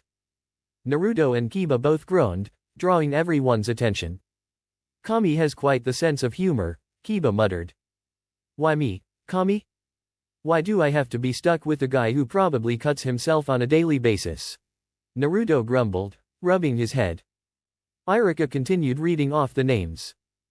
Team 8, Shino Abarame, Hinata Hyuga, and Sakura Harino. "Your sensei is Kurane Uehai," Iruka announced. Sakura sighed heavily, clearly disappointed she wasn't with Sasuke. Iruka kept reading the list until he finished with the last team. Team 10, Shikamaru Nara, Ino Yamanaka, and Koji Akamiki. "Your sensei is Asuma Sarutobi," Iruka said with a smile. The students nodded as they waited for their senseis to arrive. The room quickly filled with jonin, and the students began to file out. Naruto took note of the various senseis, spotting an attractive woman and a man with a cigarette hanging from his mouth. As everyone exited, Naruto, Kiba, and Sasuke remained. "Where the heck is this guy?" Kiba complained. Naruto sighed, shaking his head. "In addition to an emo, now we've got a ridiculously late sensei. If you weren't on my team, Kiba, I'd lose it." "So, thanks." Kiba grinned, nodding in agreement. They continued to wait in silence until the door finally opened. A gray-haired man with a mask covering his mouth entered. He eyed his new team before narrowing his eyes at them. "First impressions, you all look like a bunch of miserable brats," Kakashi observed. Naruto, Sasuke, and Kiba exchanged annoyed glances before Naruto muttered, "Well, we wouldn't be so miserable if our sensei wasn't so late. Show up on time like a respectable person." Kiba stifled a laugh as Sasuke allowed a rare grin to appear on his face. Kakashi's sweat dropped, rubbing the back of his head. "You've got a point there," Kakashi admitted. The three of them nodded in agreement. "All right, meet me on the roof for our next task," Kakashi instructed. With a puff of smoke, he vanished in a flash. "Huabai-chan, what just happened?" Naruto asked. Huabai's voice sounded amused. "That was called a shunshin, Naruto-kun. It's a high-speed technique where you use chakra to move so quickly that it leaves smoke behind. There are more advanced versions, but that's the basic idea." Naruto nodded, impressed. He and Kiba got up, followed by Sasuke, and they made their way to the roof. "This team is going to drive me crazy if not for Kiba," Naruto muttered as they reached the roof. Kakashi was casually sitting on the railing, waiting for them to arrive. "All right, Let's do introductions so we can get to know each other better, Kakashi said. Naruto raised an eyebrow, his smile returning. Why don't you go first, sensei? Kiba and Sasuke nodded in agreement. Kakashi sighed and gave a lazy smile. Fine. I'm Kakashi Hatake. I have many likes and dislikes, a bunch of hobbies, and as for my dream, I haven't really thought about it. Your turn, dog boy. Naruto and Kiba exchanged a look. We only know your name, they thought. Kiba sighed and stood up to speak. I'm Kiba Inyazuka. I like dogs, Akamaru, Naruto, and my family. I dislike arrogant people who don't take training seriously. My hobby is walking Akamaru around the village. My dream is to be the best Inyazuka and take care of my clan. Kiba looked around, gauging everyone's reaction. Naruto smiled while Sasuke seemed uninterested. Kakashi nodded in approval before turning to Naruto. Your turn, Whiskers, Kakashi said with a grin. Naruto narrowed his eyes at the nickname. My name's Naruto Uzumaki. I like dogs, Kashomi-chan, Kiba, and the Inyazuka family. I dislike people who judge and those who call me Whiskers. Kakashi took mental notes as Naruto continued. My hobby is training myself and Kashomi-chan. My dream is to marry a certain woman and become Hokage, Naruto said, his face turning slightly red. Kiba laughed while Sasuke raised an eyebrow. Kakashi was curious about this mystery woman. All right, Sasuke, your turn, Kakashi said, turning his attention to the brooding Uchiha. Sasuke scowled as he spoke, his tone cold. I'm Sasuke Uchiha. I have very few likes and many dislikes. I hate fangirls who don't train, and I have one hobby, getting stronger. My goal is to restore the Uchiha clan's honor and destroy someone. Kakashi sighed inwardly as he processed the information. All right, I've got a dog lover, an aspiring Hokage, and a vengeful avenger. Just perfect. He smiled. Good job with the introductions. Now, we can get to the real test. Everyone stared at him in confusion, and Kiba spoke up. But sensei, we already passed the exam. Why do we need another test? Kakashi smiled. That wasn't the actual test. That was just to determine who should become a genin. Now I'm going to test whether you meet the real criteria. If you fail, back to the academy. Kiba dropped his jaw in disbelief, while Sasuke scowled. Kakashi stood up and stretched. We'll start tomorrow at 8 a.m. And don't eat breakfast. You'll end up puking, Kakashi said as he disappeared in another puff of smoke. The team sat in silence for a moment. Finally, Naruto stood and stretched. Well, I'm going to take that as a suggestion, but there's no way I'm missing breakfast. Kiba nodded with a grin as Sasuke started to walk off. Oh, and Uchiha, Naruto called out to him. Sasuke turned to face him.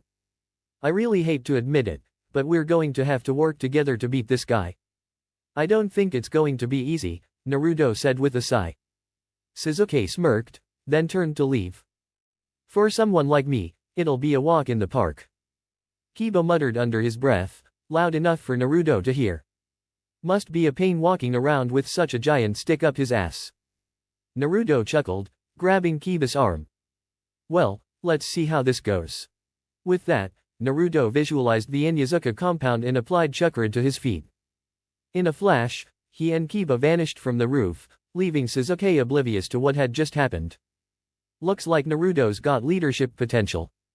He figured out the exercise before it even started. Kiba's unwavering loyalty is also evident, Kakashi thought, watching from a distance. The only problem is the Uchiha, but I'm looking forward to tomorrow. With Naruto and Kiba. Both Naruto and Kiba arrived in front of the Inyazuka household, with Kiba dropping to the ground. Naruto, what was that? Kiba asked, eyes wide. Naruto grinned as he turned toward him. That's called a shunshin, Kiba. I just picked it up, Naruto replied. Kiba nodded with a grin and opened the door. I'm home, and I brought company, Kiba called out. Hana soon appeared, her head poking out with a smile. Well, little brother. And Naruto-kun, too, Hana greeted warmly. Naruto nodded, scanning the house but noticing one absence. Mom went on a mission, so she's been gone for a while, Hana said, answering his unasked question. Naruto nodded in acknowledgement and walked inside with Kiba. So, how did team assignments go? Hana asked. Naruto and Kiba looked at each other, grinning. Naruto and I are on the same squad, Kiba said. Hana nodded but noticed the frowns on their faces. Along with Sasuke Uchiha, Naruto added, his tone flat. Hana's smile faded as she sighed. That's tough. Hopefully, you can at least tolerate him, Hana said sympathetically. Both nodded, and Naruto turned to Kiba. All right, Kiba. We need to come up with a strategy for Kakashi. We'll work together with Akamaru and Kashomi-chan, Naruto said, glancing at the two dogs curled up nearby. Kiba nodded, and Naruto began explaining his plan in detail. Hana smirked, amused by how quickly Naruto took the reins.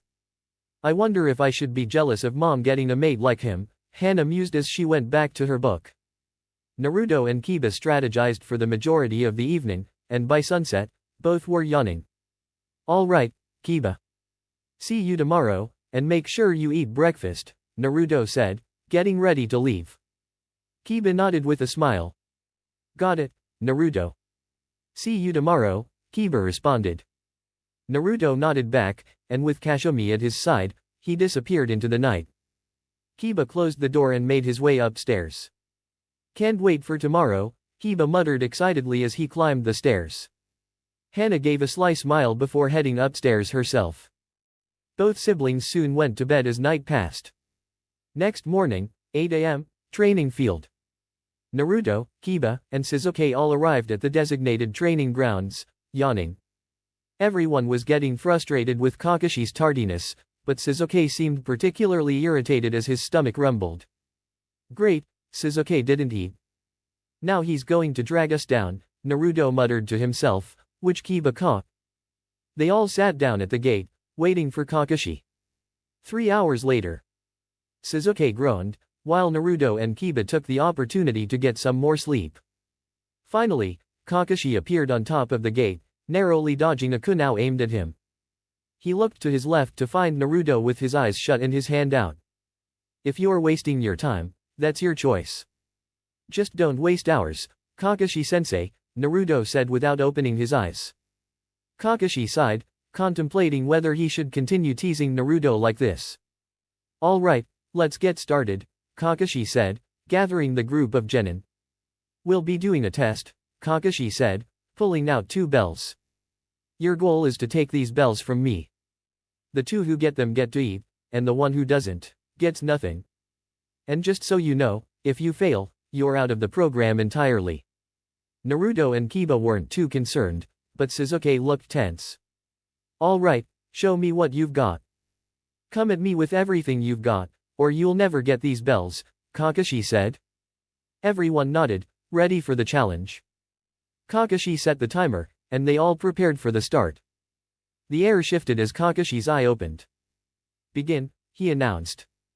The genin disappeared in an instant. Kakashi smirked, scanning the area. Seems they understand stealth at least, he said, but before he could react, 20 Narutos surrounded him from all angles. Kakashi quickly took up a defensive stance, blocking punches and kicks from the clones. Each one was using a different taijutsu style, making it hard for him to keep up. This kid's clones are good, but not good enough, Kakashi muttered, landing blows that dissipated the clones. Just when he thought it was over, 7 more clones appeared. He dodged them but found it difficult to keep up with their speed and coordination. What the? Too much smoke, Kakashi said as the area was filled with a thick mist. Let's go, Kiba. Follow my lead, Naruto called, as he and Kiba launched themselves forward, with Kashomi and Akamaru following. Naruto and Kiba spun toward Kakashi. Gatsuaga. They both shouted as they attacked. The dogs joined in as the group's assault intensified. Kakashi, though skilled, struggled to dodge the relentless attacks from both the genin and their dogs. The ground around them churned as Naruto and Kiba's combined force kept Kakashi on the defensive. Sasuke stood off to the side, watching with a mixture of awe and anger. He was Uchiha, Yet he felt completely outclassed by his teammates. Time to show them I'm not weak, Shizuke muttered, doing a series of hand seals. Kadon, go Kakyu no Jutsu. Shizuke yelled, sending a massive fireball at the group. The fireball barreled toward them, but Naruto and Kiba quickly grabbed their dogs and leaped away. The fire collided with the smoke and exploded, sending a shockwave through the area. Shizuke smirked, thinking he'd scored a hit. What the hell, Shizuke? You almost killed us. Kiba shouted, furious.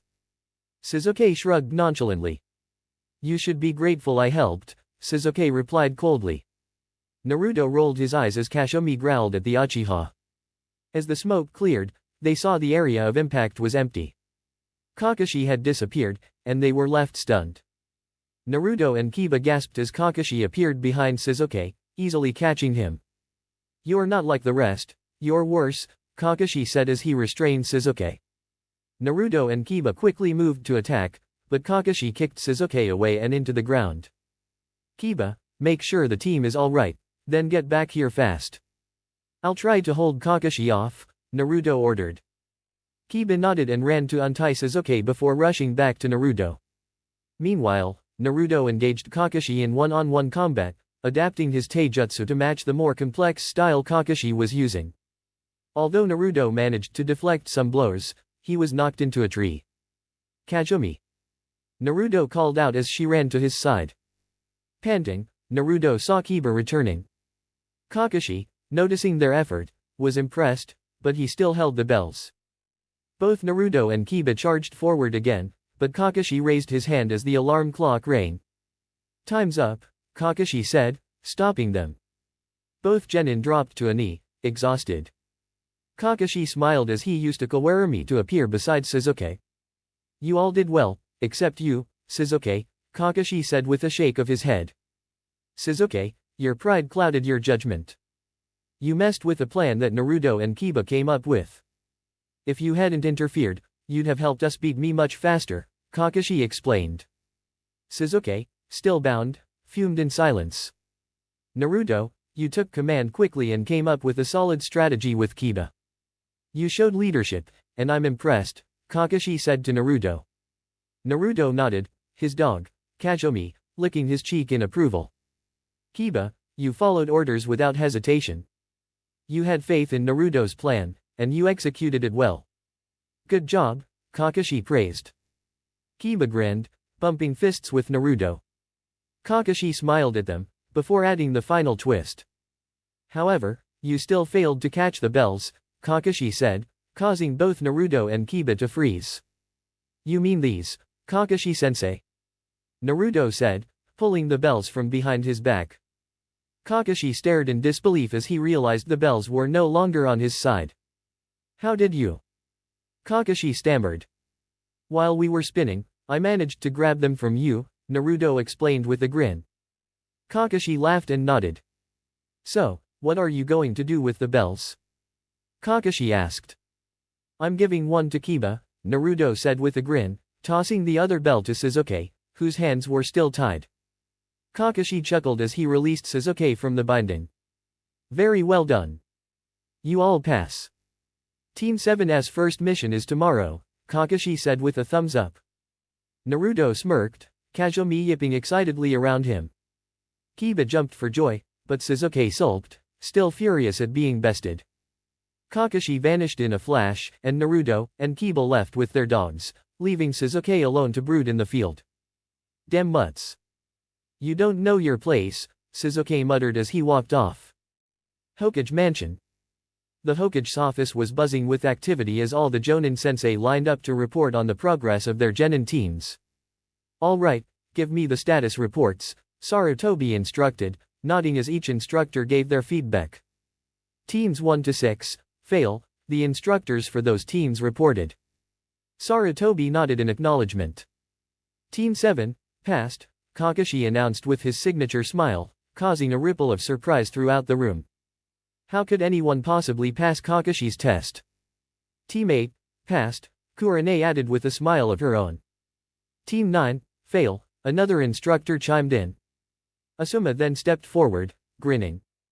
Team 10, passed, he said proudly. Sarutobi nodded and began wrapping up the meeting. However, Kakashi remained behind. So, Kakashi, Sarutobi began, how is Naruto doing? Kakashi smiled as he replied, Naruto's a great kid, Hokage-sama. He exhibits strong leadership qualities and supports his teammates. He treats them as equals and didn't clash with them at all.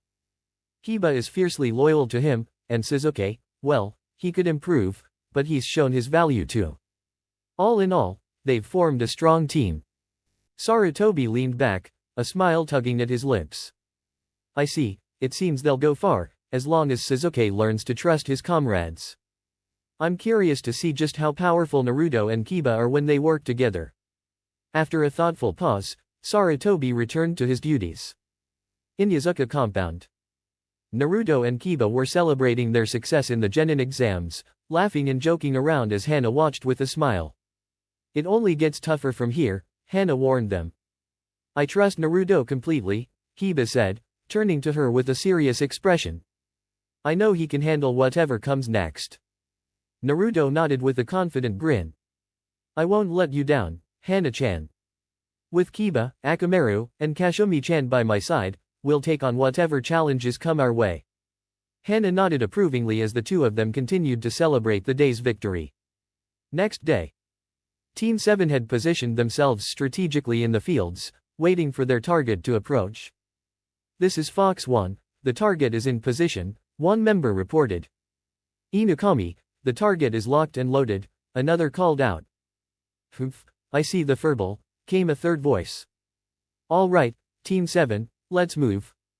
In an instant, they all leapt from their hiding spots and surrounded their target. Sasuke managed to grab hold of the cat, Tora, as it struggled in his grip. He smirked, pleased with himself, but Tora wasted no time in scratching his face, much to his irritation. How dare you, furball? Sasuke snarled, raising his fist to strike, but Naruto quickly intervened. I'm pretty sure the fire daimyo's wife won't be happy if you hurt her cat, Sasuke, Naruto said, gently scratching Tora behind the ears. The cat immediately calmed down, purring in Naruto's arms before dozing off. Kiba chuckled, while Sasuke scowled at the troublesome animal. Kakashi appeared beside them, observing the situation with a small smile. Mission complete. Let's report back, he said, leading the group away. Mission room. Back at the Hokage's office, Team 7 was once again in front of Sarutobi and Iruka. Mission accomplished, Jiji, Naruto said, flashing a smile. Sarutobi nodded, and the fire daimyo's wife entered, looking thrilled to be reunited with her cat. As she embraced it, everyone felt a bit sorry for the poor animal, especially Naruto, Kiba, and Kakashi. Sasuke, however, looked smug. Take that, you damn furball, Sasuke thought, but Naruto quickly stepped forward. Excuse me, ma'am, Naruto said. I think you're holding Tora a little too tightly. She's a cat, and that kind of hug will only make her run. Try petting her gently instead. The woman looked at Naruto in surprise, having never thought of that. She loosened her grip, and to everyone's surprise, Tora stayed calm, purring contentedly. Thank you, young man. I'll remember that, she said before leaving with her contented cat. Naruto beamed as he turned to Sarutobi. So, what's next? He asked eagerly. Sarutobi glanced at the list of available missions. Well, someone needs their fence painted. Deranged missions, he sighed. There's also dog walking. Damn deranged missions, Sasuke interrupted loudly, earning a glare from his teammates. What's all this? I'm not here to waste my time with these lame missions, Sasuke complained, slamming his hands on the table. Iruka sighed while Sarutobi puffed on his pipe, unfazed by Sasuke's outburst. Naruto face-palmed, mortified by his teammates' behavior. I hate to agree with the team, but I do, Naruto said, speaking up. We've already completed more D-ranks than most teams ever will. Why not give us something a little more challenging? Sarutobi and Iruka exchanged amused glances before nodding. All right, Naruto. Since you've asked for it, we'll assign you a C-rank mission. You will be protecting a bridge builder in Wave Country. Naruto grinned. Thanks, Jiji. Sasuke scowled but couldn't hide his satisfaction at getting a mission with higher stakes. As the team gathered their things, the bridge builder, Tashuna, walked in. He gave each genin a dismissive look before speaking. Who are these kids? You expect me to put my faith in them? He grumbled, clearly unimpressed. Naruto and Kiba exchanged amused glances, while Sasuke narrowed his eyes at the older man. I like him, Naruto said with a grin. Me too, Kiba agreed. Kakashi turned to his team. Pack for a month-long trip. We leave tomorrow morning at 10 a.m. Understood. Everyone agreed. Inyazuka compound. Back at the Inyazuka compound, some collapsed onto the couch after a long day. Kuromara stretched out in the sun as Some smiled at her daughter, Hana. Can I help you with something? Some asked casually. Hana hesitated, then spoke up nervously, Kana-san. What do you think about the idea of sharing Naruto-kan? Some raised an eyebrow, already understanding what was on her daughter's mind. A sly grin spread across her face. I don't mind, as long as I stay the alpha female, she said teasingly. Hana blushed deeply. I didn't say it was Naruto, Kana-san, she muttered, embarrassed. Some smirked. You didn't say it wasn't. I see the way you look at him, Hana. It's pretty obvious. Hana sank into the couch, mortified. It was that obvious? She asked meekly. Some nodded. I'm not opposed to sharing him, but I'll always be the alpha, she teased, winking at her daughter. Hana nodded, smiling shyly. I think my feelings for him started after the Mizuki incident. He's definitely someone unique. Some relaxed, content with her daughter's answer. Well, Naruto will need to decide that, but I think your chances are pretty good. Hana smiled, feeling reassured, and pulled out a book to read. Some closed her eyes and relaxed, letting the day's fatigue take over. With Naruto and Kiba. Naruto opened the door to his house, allowing Kiba to enter. Kiba had been here plenty of times and still couldn't get over how tidy Naruto's home was. The two of them began packing for their mission, loading up on kunao, shuriken, and food for their canine companions. After about an hour, they were ready. Looks like we're set, Naruto said, satisfied with their preparations. Let's hit the rooftops, Kiba. Yeah, let's go. Kiba agreed, both of them eager for their next challenge. So, what are the odds we actually encounter a skilled shinobi during this mission? Kiba asked. Naruto grinned as he pondered the question. Well, the chances are fairly high. Though, that could depend on how you look at it, Naruto replied. Kiba nodded, grabbed his bag, and stood up. All right, Naruto. See you tomorrow. I can only imagine what the brooding guy would say if I didn't show up, Kiba added with a grin before heading out. Naruto chuckled and closed the door behind him. He turned around to find Kashumi watching him, her tail swishing from side to side. Naruto knelt down to scratch behind her ears. Sometimes, I wish I could understand what you're thinking, Naruto said with a sigh as Kashumi licked his hand. That's not out of reach, Naruto-kan, Hyuabai's voice echoed, causing Naruto to snap his attention to the source. Really? Naruto asked, his eyes wide with curiosity. Hyuabai gave a subtle nod, though he couldn't see it. I can teach you to understand animal speech. I may not be able to cover all creatures, but I can certainly help you with Kashumi here, Hyuabai explained. Naruto chuckled at the idea and nodded eagerly. All right, Hyuabai-chan, how long will it take? He asked. Hyuabai smiled. Not long at all, just about 10 minutes. I'll start right away, she replied. 10 minutes later, Naruto waited patiently until Hyuabai spoke again. Okay, Naruto-kan, give it a try now, she instructed. Naruto grinned, excited, and turned to Kashumi. Kashumi-chan, can you hear me?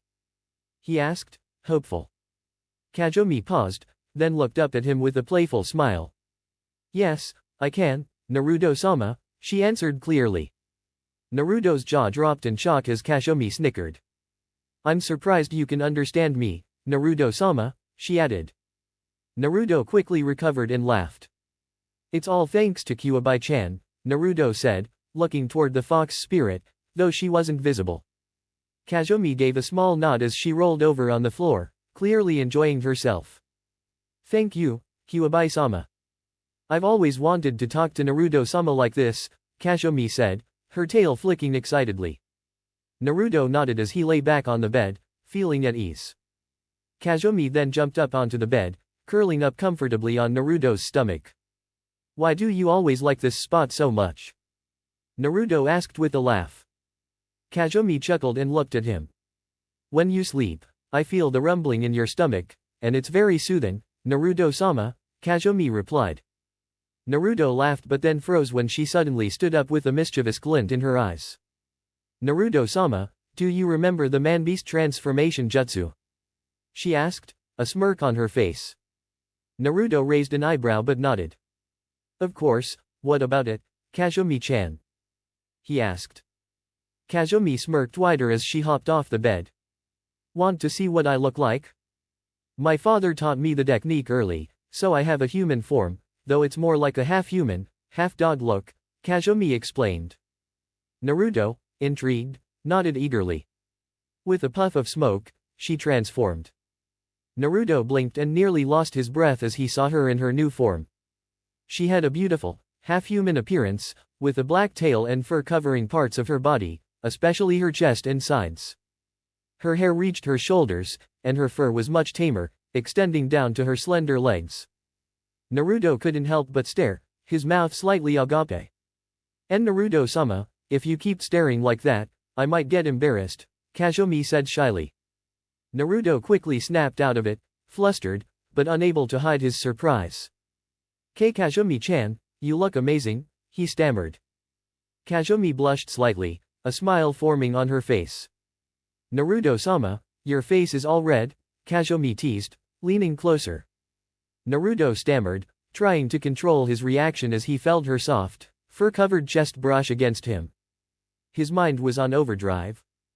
Kazumi smirked mischievously, licking his face just like she always did. Naruto's face turned even redder as his thoughts became clouded. Naruto-sama, are you all right? Kazumi asked, her voice full of concern. Kyuubi, hearing the interaction, couldn't help but laugh from the background. Naruto finally collapsed backward, a slight nosebleed showing his embarrassment. Kazumi laid down on his stomach with a satisfied smirk.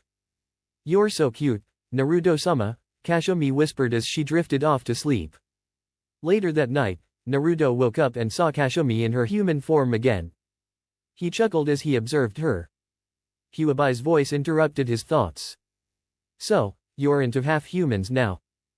Kyuubi teased. Naruto blushed and sighed. I don't think that would work out, he muttered. Kyuubi, still amused, laughed. It's not impossible, Naruto-kun. Demons and humans can have children, and those children are known as Hanyua. Just think of her as a dog demon, a very, very beautiful dog demon, Kyuubi teased. Naruto chuckled, picturing it but wondered if Tsum would approve of such an idea. Well, I'll think about it, Naruto said, shaking his head. But for now, I've got a mission tomorrow. Kyuubi nodded, her presence fading as she left him alone with his thoughts. Naruto stared at the ceiling, mulling over her words as sleep finally claimed him. The next morning, Naruto groggily got up, noticing Kazumi was no longer in the room. He walked to the bathroom to find her humming a tune, and when she turned around, she greeted him with a warm smile. Good morning, Naruto-sama, Kazumi said, her voice soft and sweet. Naruto blushed but returned the smile as he stepped inside to begin his own morning routine. Kazumi finished her bath and left, allowing him to wash up. Afterward, Naruto dressed and packed his things, with Kazumi jumping onto his head as they made their way out. Everyone, get down. Naruto commanded, and everyone quickly dropped to the ground. A massive sword flew overhead and embedded itself in a tree. A man, his mouth covered in bandages, appeared atop the blade. Looks like I might actually get some entertainment. No wonder the demon brothers failed, the man thought, observing the group as they stood back up. Naruto scrutinized the man and smiled knowingly. Zabuza Mamakai. A rogue ninja from Kirigakure, wanted for multiple crimes. He's classified as a top-tier shinobi in the bingo book, Naruto said, earning a surprised look from Zabuza. Someone did their homework. I didn't expect to face Kakashi of the Sharingan, the master of over 1,000 jutsu, Zabuza remarked. At that moment, Sasuke's eyes snapped open, and he freed himself from the clones. Kakashi has the Sharingan. But he's not an Uchiha, how does he have it? Sasuke thought in shock. Kakashi sighed. Guess I have to go all out, Kakashi said, revealing his left eye to the group. The sight of the red eye with 3 tomo caused Sasuke and Kiba to gasp. Naruto, however, just smirked. So, that's the famed Uchiha pride. Honestly, I'm surprised. Kyuubi-chan told me about it, and while it's impressive, it's not an all-powerful eye, Naruto commented, shrugging. Legends say the Sharingan lets you see into the future. Tell me, Kakashi, what do you see? Zabuza asked, as mist started to thicken around them. Kakashi smiled wryly. I see, you're deaf, Zabuza, he replied confidently. Your future ends here, Kakashi declared, preparing for the fight. Zabuza smirked as he appeared across from them. Naruto, Kiba, and Sasuke formed a protective line around Tachina while Kakashi prepared for combat. All right, they're ready to guard him. Now I can fight without restraint, Kakashi muttered. Zabuza began to form hand seals. Water style, hidden mist jutsu. Zabuza shouted, and the mist enveloped the area. Everyone tensed, trying to keep track of him. The immense pressure from both elite jonin was felt by the genin, causing them to break a sweat. While Naruto was unbothered, Kiba and Sasuke struggled. Kiba managed to stay calm, drawing strength from Naruto's composed demeanor, but Sasuke was visibly shaken. These 2 jonin, this is the true strength of elite shinobi. The pressure is unbearable. If this continues, I might. Hey, Uchiha, Naruto called, pulling Sasuke's focus back. Stand tall. Don't give up. You better not or I'll show you what real pressure feels like. You're not dying here, so trust in Kakashi-sensei, he urged. Sasuke smirked, nodding. Kakashi smiled in approval. Zabuza's voice echoed from the mist, bold words, kid. Let's see if your sensei can back them up. Now, which vital spot should I target? Zabuza appeared between the group and Tachina. It's over, he said, swinging his sword toward Tachina. But Naruto intercepted, drawing his own sword to parry Zabuza's blow, surprising both Zabuza and Kakashi. Not so fast, Zabuza, Naruto said, delivering a spinning kick that sent Zabuza flying into the water. Kakashi quickly appeared behind him, kunao in hand. Now it's over. Surrender, Kakashi demanded. Zabuza sighed. Not so easy, he muttered as he vanished into the water. Kakashi spun around just as Zabuza reappeared behind him. Fool, Zabuza taunted, completing hand seals. Water style, water prison jutsu. Zabuza bellowed, trapping Kakashi in a sphere of water. Kakashi struggled, unable to move. Zabuza created a water clone and positioned it in front of them. The genin could feel the tension building. Take Tachina and run. The clone can't stray too far from the original. Go. Kakashi commanded. Sasuke smirked inwardly and rushed to move, but his actions left Naruto and Kiba dumbfounded. Sasuke, what are you? Naruto began, but Sasuke was already charging the clone. The clone smirked, sidestepping Sasuke's attack and knocking him into a tree. Naruto cursed and turned to Kiba. Kiba, protect Tachina. Kazumi and I are going after Sasuke, Naruto ordered. Kiba nodded as Naruto dashed off. He and Kazumi sped towards Sasuke's location, leaving Kiba with Tachina. Naruto summoned a shadow clone to handle Sasuke while he and Kazumi attacked the real Zabuza. With Zabuza distracted by the clone, they launched their combined attack. Let's finish this, Kazumi. Naruto said. Kazumi grinned. Of course, Naruto-sama, she responded. As they charged, Naruto threw smoke bombs to obscure their movements, catching Zabuza off guard. Both Naruto and Kazumi attacked from opposite sides, spinning into a dual assault. Great job, Naruto. Kakashi shouted from his water cage, relieved to be freed. Naruto nodded, sliding across the water with Kazumi. Nothing to it, Kakashi-sensei, Naruto replied. The pair continued their assault, heading toward the remaining Mizu Bunshin. All right, Kazumi-chan, let's finish this, Naruto said. Kazumi, now in her half-wolf form, nodded. Yes, Naruto-sama, she said. The two rushed in to take down the clone before it could harm Sasuke. Meanwhile, Sasuke, panicking, was cornered by the clone's sword. Desperate, he used a substitution jutsu to switch places with Kiba, who was left vulnerable. The clone managed to land a light slash across Kiba's waist before he collapsed. Kiba!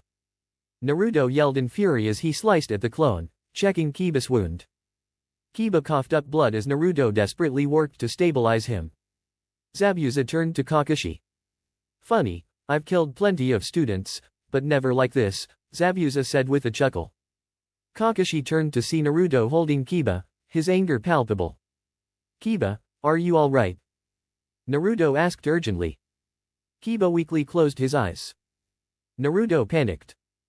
Kiba, wake up. You're supposed to be a clan leader one day. Naruto cried, turning to Sasuke in rage. Sasuke! Naruto yelled, pinning him to the ground.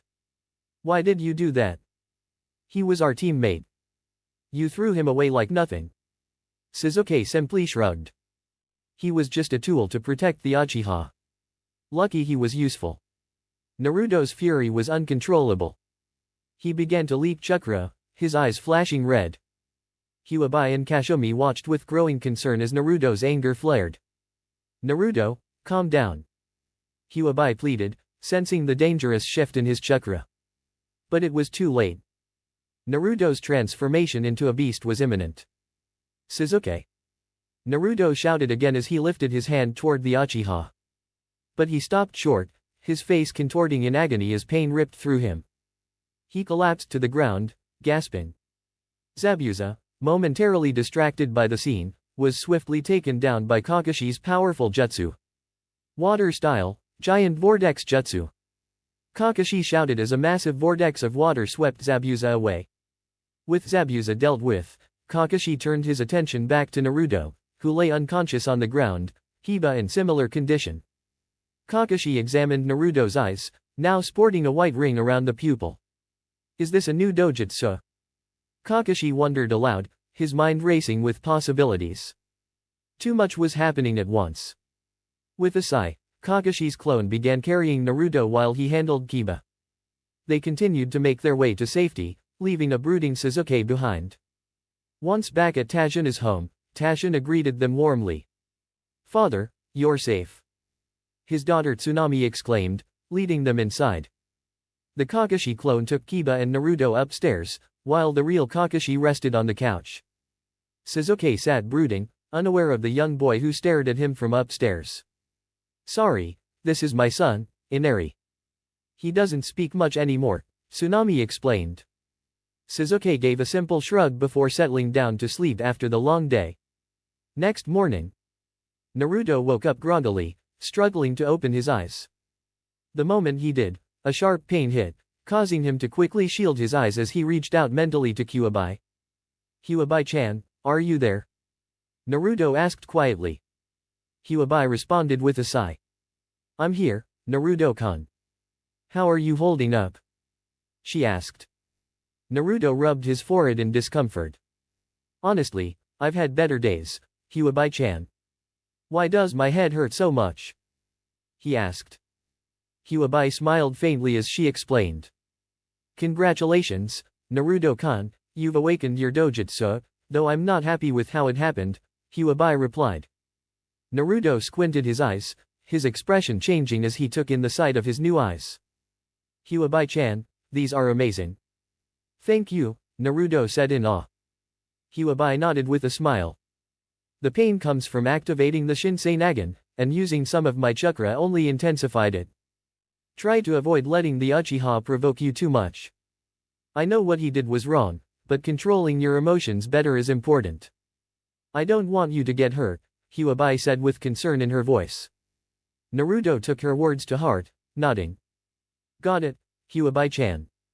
I'm sorry for losing control. I'll do better, Naruto apologized. Huabai smiled as he reassured her, and Naruto took a moment to check on Kiba. He relaxed upon seeing Kiba resting soundly with Akamaru curled up on his stomach. Kazumi was there too, resting on him, which made Naruto smile.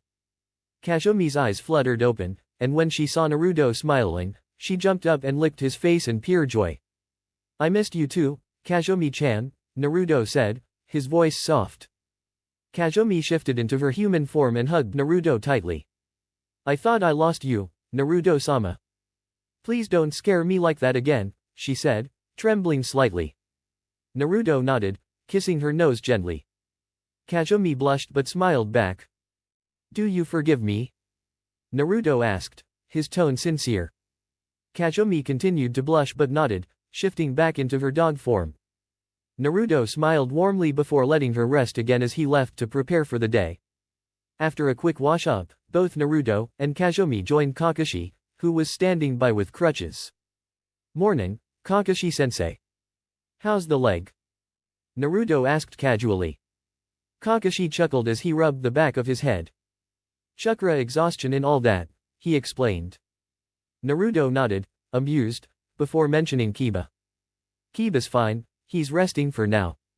He'll be back on his feet soon, Naruto assured him. Kakashi gave a small nod of appreciation. As Naruto and Kazumi headed downstairs, Tsunami greeted them warmly. Hello, I'm Naruto Uzumaki. Thanks for taking care of us, Naruto said, shaking her hand. Hello, I'm Tsunami. It's my pleasure, she replied. Naruto sat down to eat, catching a glance at Sasuke who was already at the table. Both of them exchanged silent looks but said nothing. Naruto quietly ate his meal, feeding Kazumi as well. After a peaceful breakfast, Naruto excused himself, sensing the tension had lifted.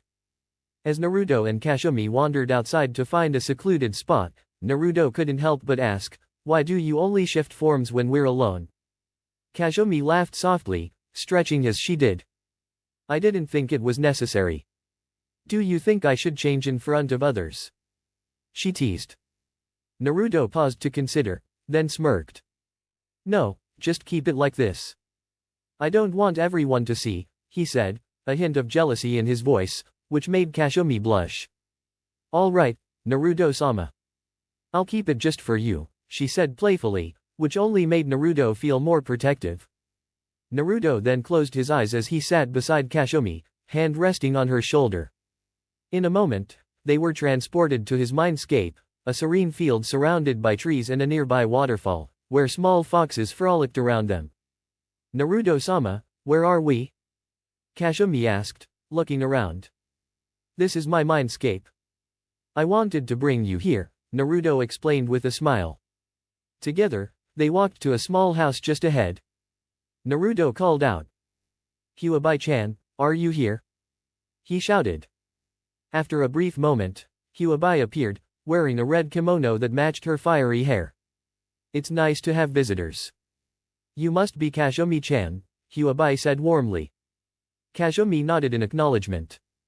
It's a pleasure to meet you, Huabai-sama. Naruto-sama speaks highly of you, she said politely. Huabai returned the gesture with a smile as they all settled down outside to chat. So, what happened while I was out? Naruto asked curiously. Huabai and Kazumi exchanged a brief look before responding. It seems you've accidentally acquired the Sharingan from Kakashi. When he checked on you, his Sharingan was still active, and you may have absorbed its power, Huabai explained. Naruto grinned, his excitement growing as he focused on the Sharingan's red color with one tomo. So this is what it looks like. I have to admit, it's pretty impressive. Kazumi smiled at his new eyes, while Huabai chuckled. Nice work, Naruto-kun. I suppose that's another challenge completed, she teased. As the conversation continued, Naruto closed his eyes for a moment and took a deep breath. When he opened them again, his Sharingan gleamed with a new intensity. Outside the mindscape, Naruto and Kazumi returned to the physical world to find a woman picking herbs near the trees. Kazumi tugged at Naruto's clothes, and he turned his attention to the stranger. What are you doing out here? Naruto asked casually. The woman turned and smiled. I'm gathering herbs for my friend. He's in bad shape, and I need these to help him, she explained. Naruto nodded understandingly. I see. Well, I hope Zabuza gets better soon, Naruto said. The woman quickly brandished a kunai, but Naruto was already ahead of her, his sword at her throat in a flash. I really don't want to fight, but I will if I have to, Naruto stated firmly. The woman relaxed and Naruto lowered his sword. What's your name? Naruto asked as he took a seat nearby. I'm Haku, Zabuza's companion, or perhaps tool, depending on your perspective, Haku replied with an unsettling calm. And you're okay with being a tool? Naruto asked bluntly. Haku's expression softened, and he gave a hesitant nod. He saved my life, and now I'm in his debt. For him, I'll become strong, Haku answered quietly. So, you grow stronger for the sake of your precious person? Naruto asked, his voice thoughtful. Yes, Haku replied with a quiet smile. Then maybe you should reconsider what it means to be a tool, Naruto remarked before standing up. Haku paused for a moment, turning to walk away with his herbs in hand, his thoughts lingering on Naruto's words. All right, enough talking. I believe Zabuza is still alive, so we're going to start our training, Kakashi announced, and everyone nodded in agreement. We'll begin with chakra control. Your task is to walk up this tree, Kakashi said. Naruto smirked alongside Kiba, while Sasuke raised an eyebrow in confusion. Without using your hands, Kakashi added, and Sasuke shot him a disbelieving look as Kakashi effortlessly began channeling chakra to his feet. He climbed the tree using his crutches and hung upside down from a branch. This is how it's done. Until you can do this, I'll be guarding Tajuna, Kakashi explained with a smile. The group looked up as 3 kunai landed below them. Use these as markers. Slash the tree to measure your progress and try to climb higher. Be careful, too little chakra and you'll fall, too much and you'll damage the tree, Kakashi instructed. Everyone nodded and picked up a kunai. All right, go. Kakashi shouted, and the group sprinted off. Sasuke made it up for about 15 seconds before he fell, cursing under his breath. Kiba reached a branch but also soon lost his balance. Naruto walked up the tree and effortlessly stood upside down on a branch. That was easy, Naruto said with a casual shrug. Kiba grinned, and Kakashi chuckled, while Sasuke glared in frustration. Well, looks like our fox boy has the best chakra control. Well done, Naruto. You're on guard duty for Tajuna, Kakashi said with a proud smile. Naruto nodded, hopping off the tree and landing on the ground. All right, Kakashi-sensei, I'm going to train for a bit, Naruto said, motioning for Kashumi to follow him as he walked past Kiba. Naruto leaned in and whispered something in Kiba's ear. Kiba smirked, now in the know. Sasuke narrowed his eyes, curious about their exchange. What did that idiot say to you? Sasuke demanded. Kiba ignored him, running up the tree again, this time succeeding in making it higher. All right, Kiba, you're on guard duty as well, Kakashi said, giving Kiba a thumbs up. Kiba nodded and headed off in the direction Naruto went, leaving Sasuke with his unasked questions. It seems not all Uchihas are as genius as they're made out to be, Kakashi teased with a grin. Sasuke gritted his teeth, trying to scale the tree once more, but fell again, muttering curses. With Naruto. Naruto found a quiet spot and smirked as Kiba appeared with Akamaru. Was it really that easy, Kiba? Naruto asked. It was easy, yeah. Guess all that chakra training you showed me before we became genin paid off, Kiba replied. Naruto grinned. Hey, Kiba, wanna see something cool? I have a dojutsu. Kiba's eyes widened, but he nodded eagerly. Naruto chuckled and closed his eyes for a moment.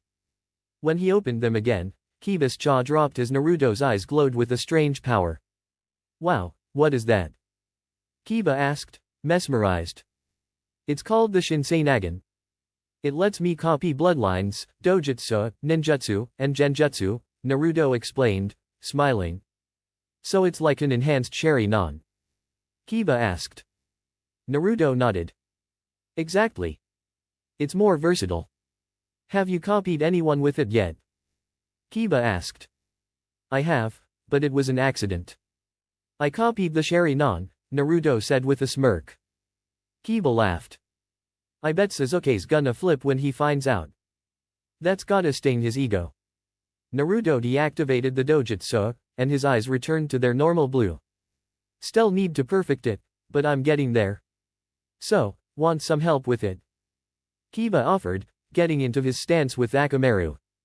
Naruto raised an eyebrow. You want to train? Yeah, this injury's not too bad. Plus, I'll be helping you perfect your dojutsu while training myself, Kiba said confidently.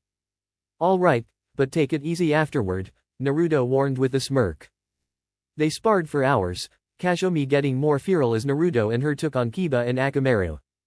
Eventually, Naruto looked at the tired group and sighed. Alright, enough for today. Let's head back. We've got guard duty tomorrow, Naruto said. The group agreed, heading back to their training site where they found Sasuke still struggling with the tree. As they passed him, Sasuke turned to them, irritation written across his face. Hey, dub. How do you make it up the tree? Sasuke demanded. Naruto and Kiba exchanged glances and then continued walking. Guess even the Uchiha can't figure it out on their own. Too bad all they can do is copy, Naruto remarked loud enough for Sasuke to hear. Kiba smirked as they entered the house. Inside, Kakashi sat reading his usual book. Naruto sighed. Another pervert, huh? He muttered under his breath. Kakashi lowered his book and looked at Naruto. Naruto, can we talk? Kakashi asked. Naruto sighed, knowing what was coming, but nodded. Sure, Kakashi-sensei. But Kiba should be part of this conversation too. If it's about what I think it is, he should hear it as well. Kakashi looked at Kiba, who nodded, and then turned back to Naruto. Alright, let's go upstairs and talk, Kakashi said, using his crutches to get up. Once they were all settled, Naruto leaned against the wall with Kazumi in his arms, while Kiba sat on the bed with Akamaru. Kakashi sat on a stool, turning to face them. This is about the fight with Zabuza, specifically after the battle, Kakashi said, confirming Naruto's suspicions. Go on, Naruto said, giving Kakashi the go-ahead. When you and Kiba were knocked out, I noticed your hand over your eyes. When I checked on you, I saw a white circle around your pupil, with a small cross in the center. I'm curious, do you know what that is? Kakashi asked. Naruto exchanged a look with Kiba, who nodded. It's my dojutsu. I don't want to go into all the details, but it activated under stress, like a life or death situation, Naruto explained. Kiba's near-death experience was what triggered it. Kakashi nodded, understanding the emotional weight behind it. I can see how that could activate something like that, he said, and Naruto and Kiba agreed. So, do you know what your dojutsu does? Kakashi asked with genuine interest. Naruto hesitated for a moment before Kyuubi's voice echoed in his mind. Why not tell him, Naruto-kun? He seems trustworthy. It might make things easier, Kyuubi's sultry voice suggested. Naruto smiled and nodded. All right. Thanks, Kyuubi-chan, he said aloud. Kakashi raised an eyebrow at the mention of the Kyuubi's name. Naruto turned back to Kakashi. Kyuubi gave me this dojutsu. She altered my genetic makeup so I could handle it, he said. Kakashi's eyes widened. Wait, the Kyuubi's female? Naruto chuckled. Yep. She's been with me for years. Kyuubi-chan made my body capable of accommodating the dojutsu. So, what does it do? Kakashi asked, his curiosity piqued. It's called the Shinseinagon, or Divine Light Eye. It's similar to the Sharingan but way more advanced, Naruto said, grinning. Kakashi raised an eyebrow, intrigued. The Shinseinagon has the ability to copy jutsu and genjutsu like the Sharingan, but it's even more powerful, as it can replicate Kekkei Genkai and dojutsu from others, Naruto explained. Kakashi chuckled in disbelief, causing Naruto to look at him curiously.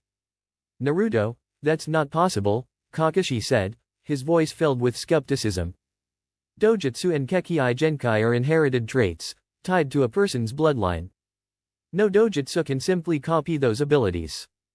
Both Naruto and Kiba chuckled in response. Naruto couldn't hold back his laughter, especially when Kyuubi yelled about Kakashi underestimating her power to achieve such feats. Naruto exchanged a look with Kiba, who smiled in agreement. Closing his eyes, Naruto gathered himself, while Kakashi watched closely. When Naruto opened his eyes again, he revealed the Shinsei Nagan. Unfortunately, I can't activate them without activating my Shinsei Nagan first, but it seems that's how it works, Naruto said, closing his eyes once more. Kakashi looked at him in disbelief as Naruto opened his eyes again, revealing a genuine Sharingan with 2 tomo. That's impossible, Kakashi stammered, his eyes widening in shock. He couldn't believe what he was seeing. That's my dojutsu, Kakashi-sensei, Naruto said with a grin. Kakashi gasped, his mind racing. You copied the Sharingan? But how? Kakashi asked, confused. Naruto smirked and pointed at him. When you opened my eyes, my dojutsu was active, and you didn't deactivate your Sharingan. So, I now have it. And yes, transplanted dojutsu count as well. This isn't really your eye, it's mine now. My dojutsu copied the genetic map of its original user, Naruto explained. Kakashi nodded, still in awe, then continued his questioning. But when we fought during the bell test, you didn't have this dojutsu. How did you perform the Inyazuka's Gatsuaga? Kakashi asked. Naruto sighed at the constant questions and smiled. I've been friends with Kiba and his family for years. Some sensei trained me alongside Kiba, so I picked up their techniques, Naruto explained. Kakashi turned to Kiba, who nodded in confirmation, then Kakashi pressed on. Okay, but if you copied my Sharingan, why does yours only have 2 tomo while mine has 3? Kakashi asked. Naruto smirked and explained. I started with 1 today, but after training with Kiba, Kashumi-chan, Akamaru, and my shadow clones, I got the second one. I still have to fully master a dojutsu I copy, it doesn't just happen instantly, Naruto replied.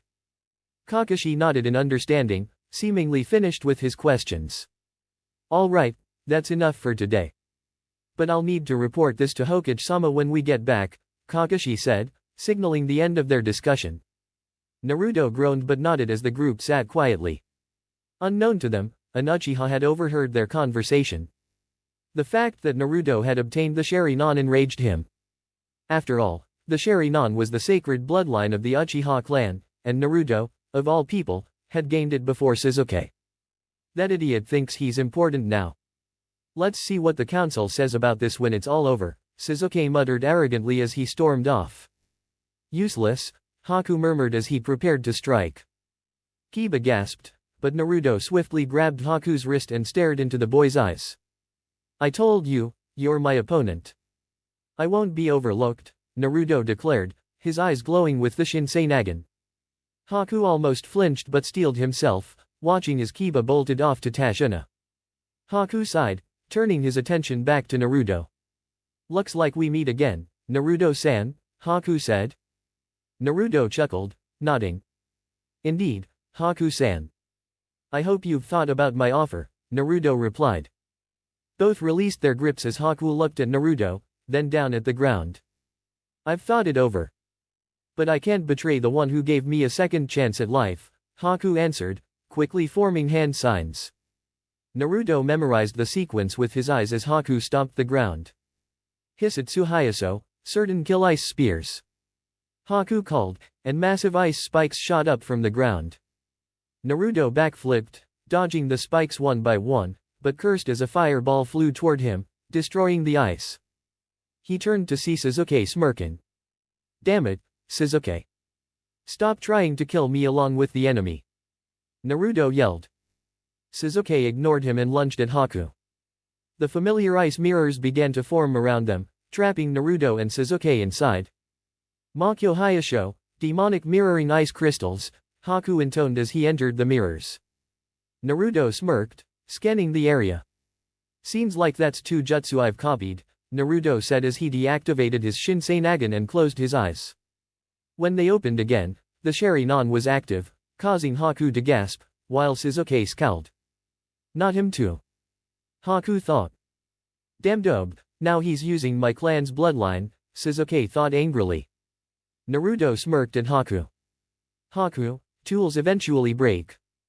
If you were truly a tool as you claim, you wouldn't care if Zabuza lived or died. You wouldn't value life the way you do, Naruto said. Haku stared at him, silent, as he reluctantly listened. Tell me the truth, Haku. You call yourself his tool because you can't make decisions for yourself.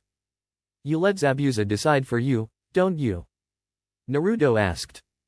Haku's eyes widened as the question echoed in his mind. Was it true?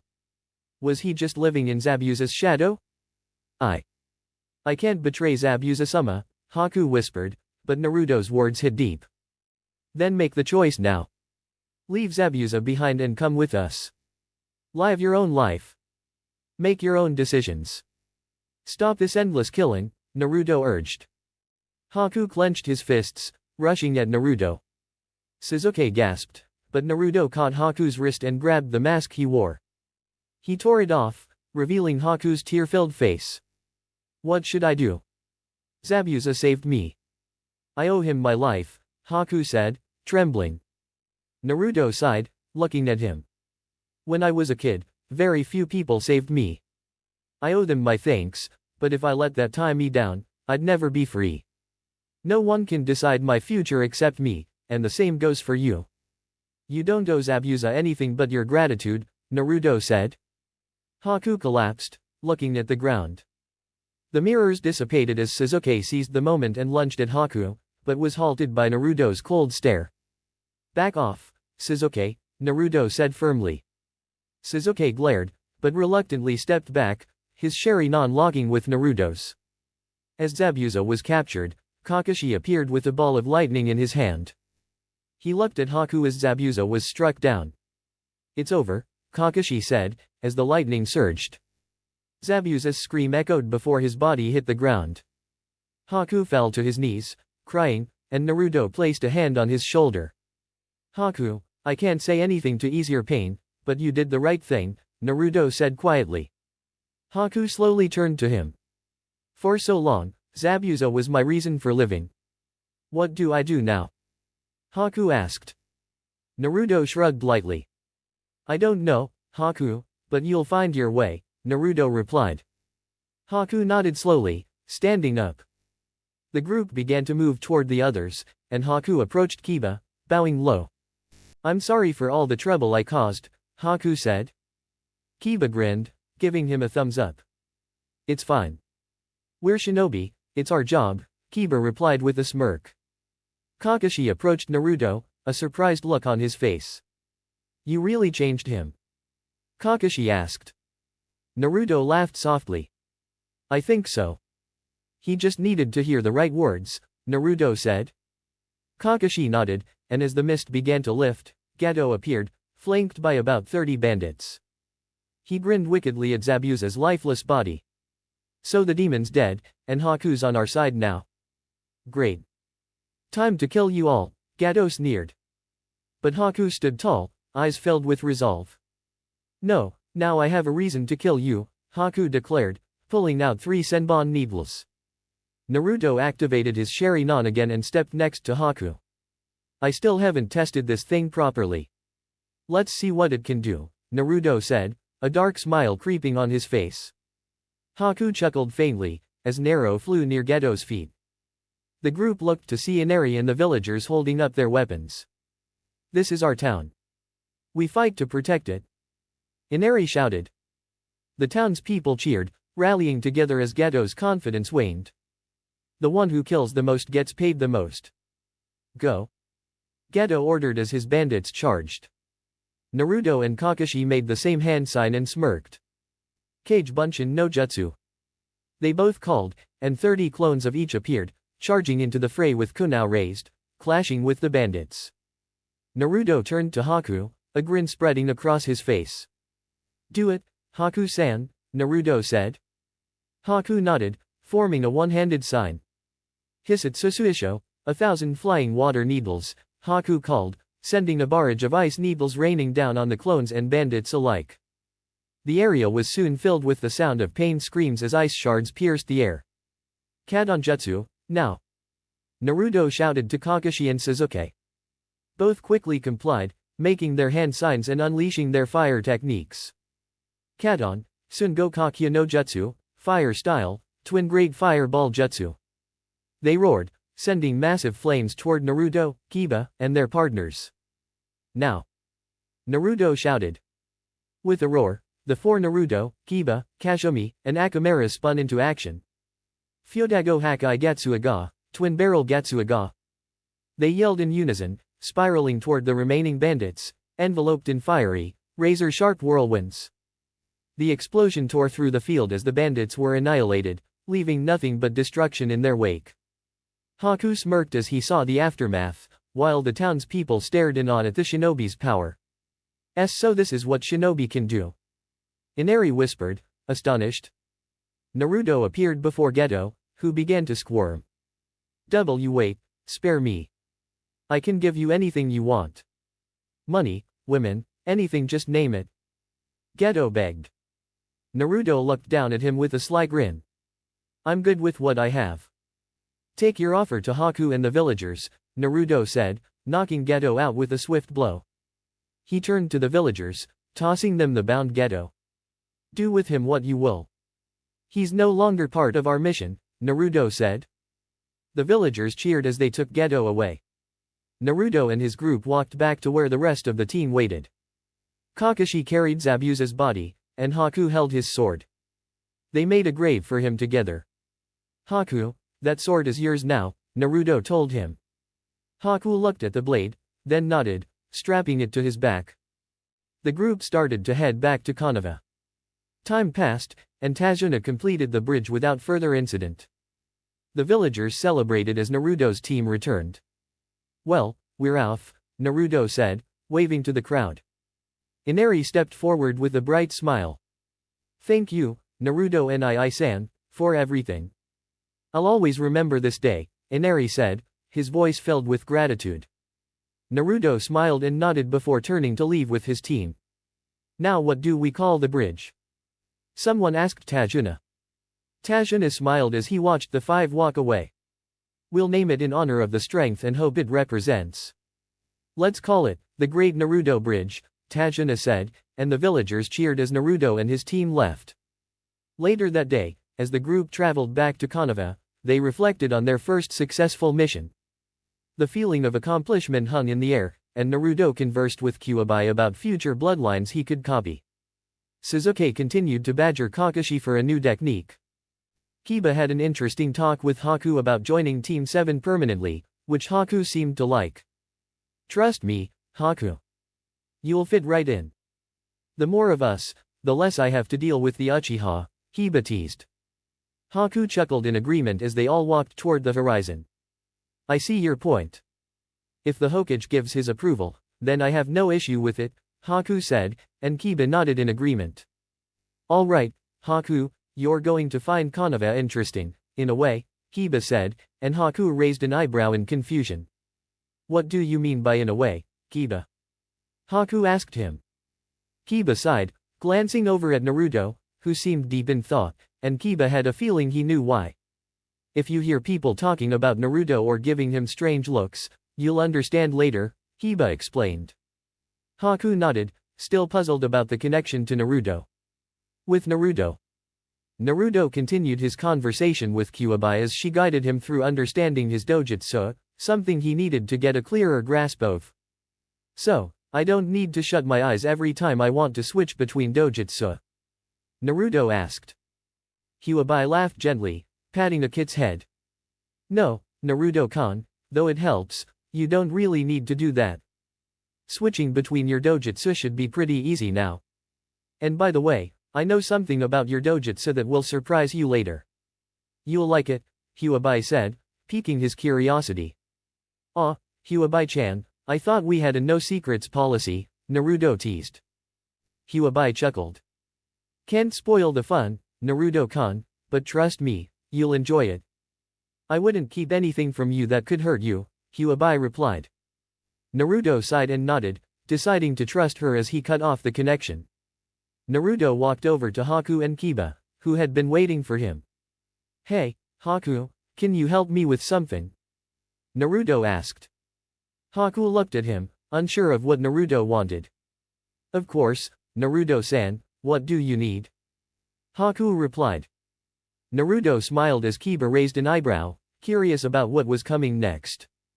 Naruto opened his hand, drawing their attention to it, and concentrated a little, his first time trying this.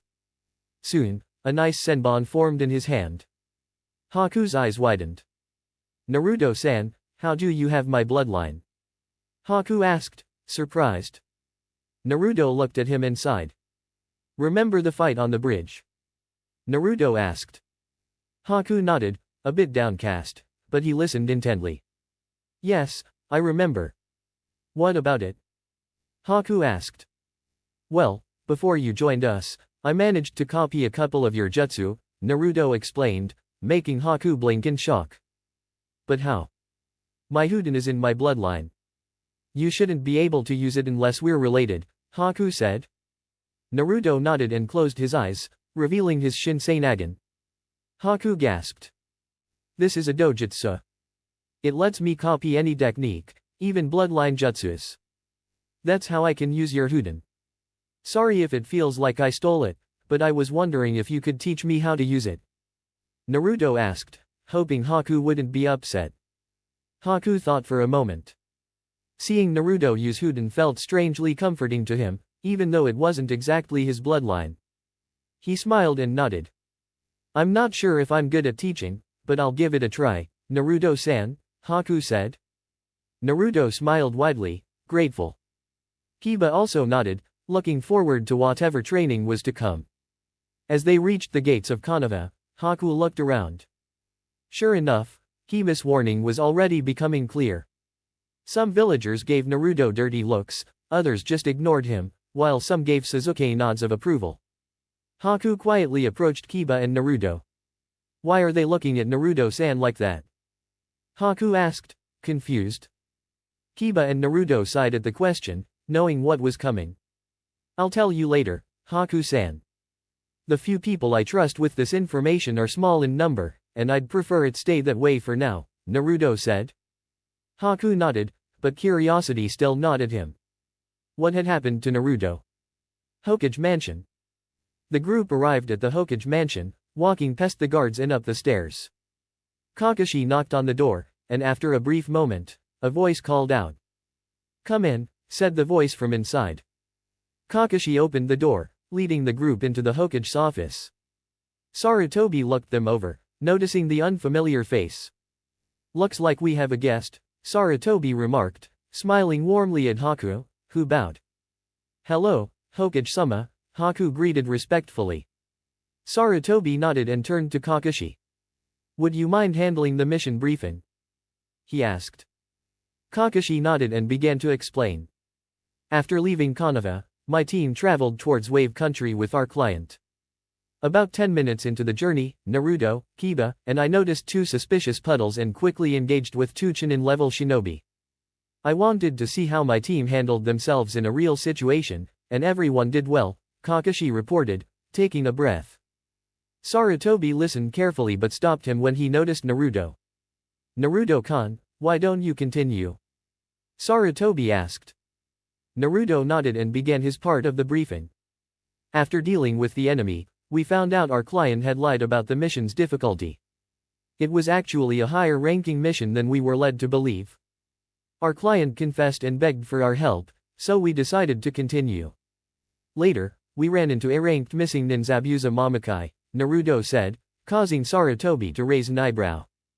"Go on," Sarutobi urged. Naruto continued. "After we realized who he was, Kiba, Sasuke, and I took positions to protect the client. Kakashi-sensei faced off with Zabuza, but was captured in a water prison. Zabuza then turned his attention to us. Despite Kakashi-sensei's orders to leave, someone decided to ignore them," Naruto explained, turning his attention to Sasuke, who scoffed, refusing to meet anyone's gaze. After Sasuke disobeyed, I took it upon myself to free Kakashi-sensei since he was our best chance against Zabuza. I told Kiba to guard Tashina because I trusted him above all others, Naruto said, sharing a smile with Kiba as they fist bumped. We managed to break through and free Kakashi-sensei, but Zabuza escaped. We then focused on a clone of his, and while Sasuke fought it, he found himself in trouble. Kazumi-chan and I tried to help, but Sasuke's actions were surprising, Naruto explained. Sarutobi narrowed his eyes, waiting for more. What happened next? He asked. Naruto sighed, feeling the old frustration rise. He used a substitution jutsu and made Kiba take the hit for him, Naruto said, his voice tinged with frustration. Sasuke visibly tensed as Sarutobi's gaze hardened. And what did you do? Sarutobi asked coldly. Naruto clenched his fists, trying to hold his emotions in check. I tried to confront Sasuke, but he arrogantly brushed me off. I nearly attacked him, but before I could do anything, I blacked out. Kakashi-sensei finished the fight with Zabuza, but we couldn't capture him. Kiba and I were fine, but I woke up to discover I had unlocked a new dojutsu, Naruto finished. Sarutobi looked at Naruto, processing the information. I see. And what about training? Sarutobi asked, shifting his focus to Kakashi. We spent a few days resting at our client's house before beginning chakra control training. Naruto mastered tree walking almost immediately. Kiba took a bit longer but got it with some help. Sasuke took the longest, but eventually managed. Later, we talked about Naruto's new dojutsu, but you'll hear about it in due time, Kakashi said. Sarutobi nodded, glancing over at the others. Is there anything else? He asked, looking at Sasuke for his part in the story. Sasuke smirked, arrogantly launching into his version of the events, but Naruto, Kiba, and Kakashi could only exchange weary glances. It was clear the tension was far from over. All right, great job, everyone. You will be receiving an increased mission payout for this. Sasuke, you're dismissed, Sarutobi said as Sasuke simply shrugged and walked out. Sarutobi then turned to the others. Kakashi, later, I want to hear the full details of what happened on the bridge, Sarutobi said, to which Kakashi nodded. Understood, Hokage-sama, Kakashi replied. Sarutobi gave a brief nod and then focused his attention on Haku. So, you wish to join Konoha? Sarutobi asked. Haku nodded respectfully. You were a missing nin, so we'll need to update the bingo book.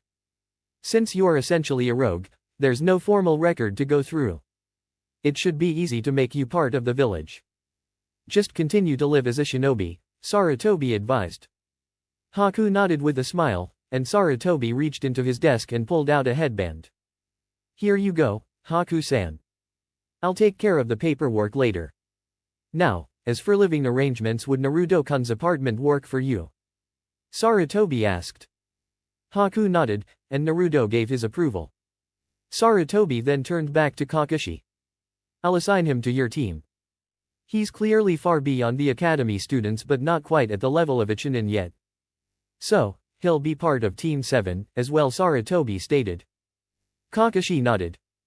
Next, Sarutobi addressed Naruto. So, Naruto-kun, where did you get this dojutsu? Sarutobi asked, already suspecting the answer. Naruto smiled and took a step forward. I have Kuwabai-chan to thank for it. She gave it to me, and I've just recently unlocked it, Naruto said proudly. Sarutobi was taken aback, and Kuwabai's voice echoed in Naruto's mind. All in a day's work, Naruto-kun, Kuwabai teased, her voice dripping with amusement. Naruto grinned as he turned to Sarutobi. Would you like to see it, Jiji? Naruto asked. Of course, Naruto-kun, I'd like to see it, Sarutobi replied. Naruto closed his eyes and focused chakra into them. When he opened them again, his eyes revealed the unique Shinsei Nagan. Sarutobi gasped in awe. It's incredible, Naruto-kun. What does it do? Sarutobi asked. Kakashi chuckled lightly, clearly curious about Sarutobi's reaction. Naruto smiled. Well, it works like the Sharingan. I can copy ninjutsu and genjutsu, but it's much more refined and versatile, Naruto explained. Sarutobi's eyes widened, intrigued. What else can it do? Sarutobi asked. Naruto grinned. It allows me to copy other people's bloodlines and dojutsu, Naruto said casually. Sarutobi's jaw dropped as he processed the information. Kiba, Kakashi, Haku, and Naruto couldn't hide their smiles. It lets you copy bloodlines. Sarutobi stammered. Naruto nodded as he focused chakra into his eyes again. This time, the Sharingan activated in his gaze. I got this Sharingan from Kakashi-sensei, though it was a bit of an accident, Naruto added with a sheepish laugh. Sarutobi sat back in his chair, his mind racing. He could only imagine how the council would react to all this, especially Danzo.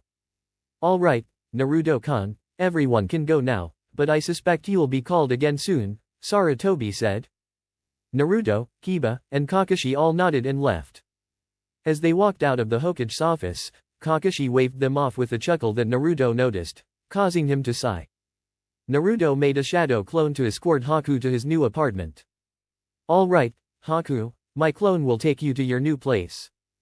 Unpack and settle in, but we might be summoned later, Naruto said. Haku nodded, and they left.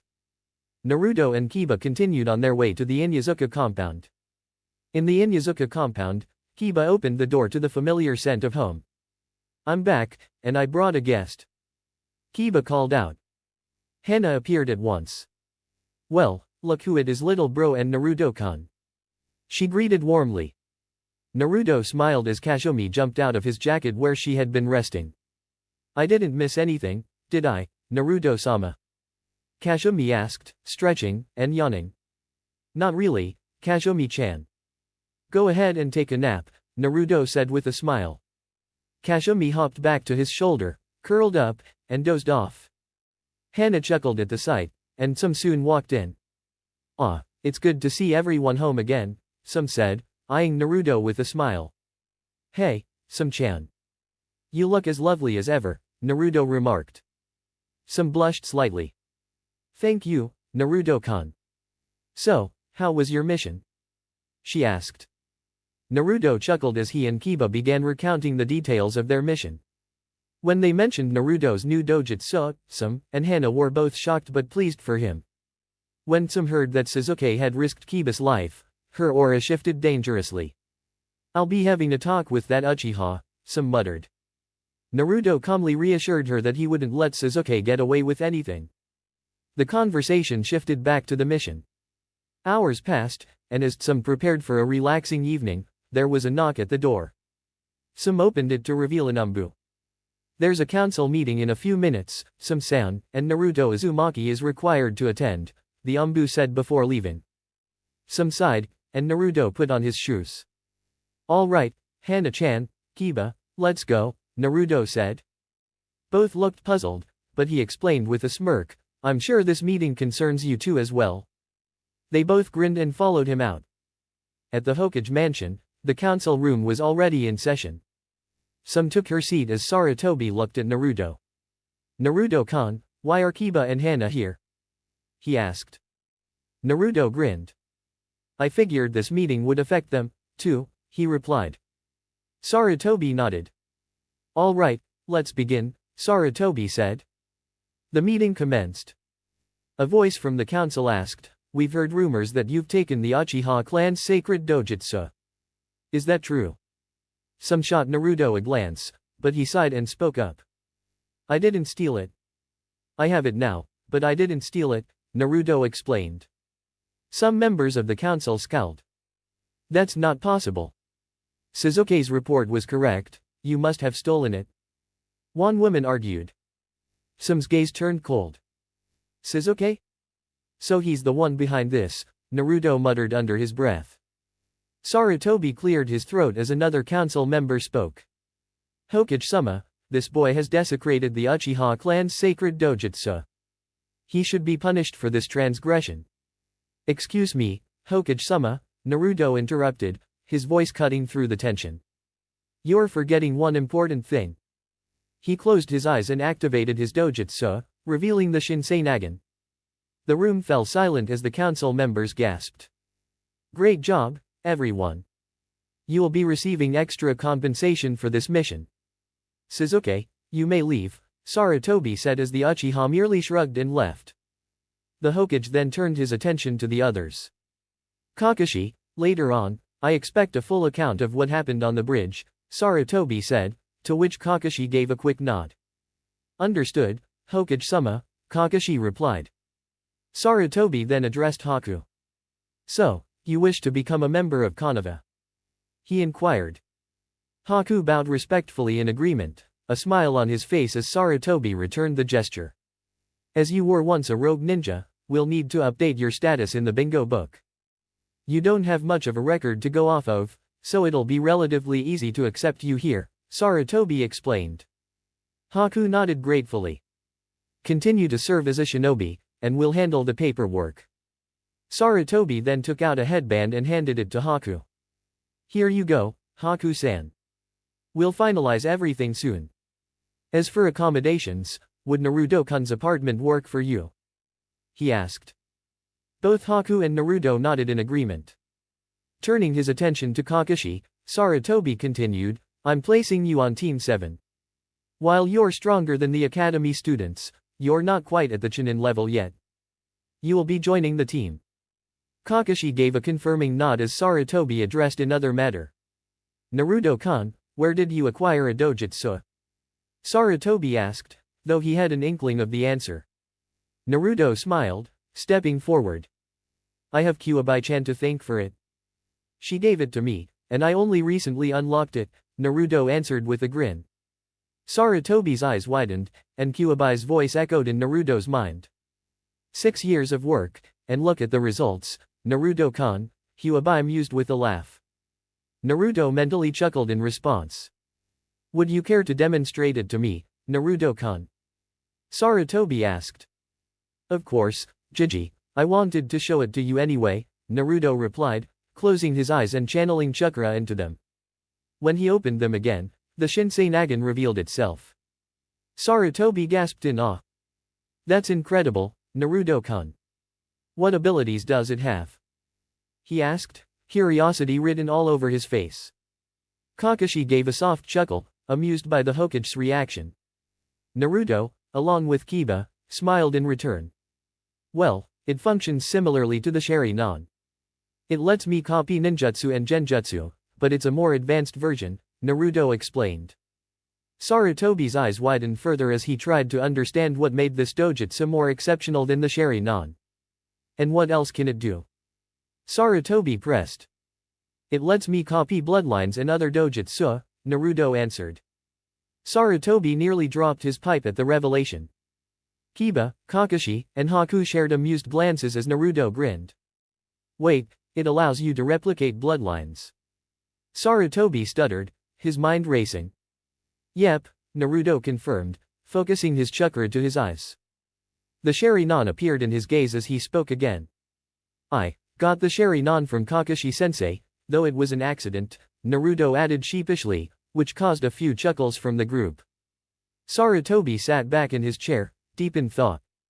He couldn't help but wonder just how powerful Naruto could become, though he sighed, already anticipating the council's reaction to this new development. All right, Naruto-kun, everyone can go now. However, I have a feeling you'll be summoned back here soon, Sarutobi said, and Naruto, Kiba, and Kakashi nodded in agreement as they left. With Naruto and his group. As the group walked, Kakashi bid them farewell with a subtle giggle, which Naruto caught. He sighed before creating a shadow clone.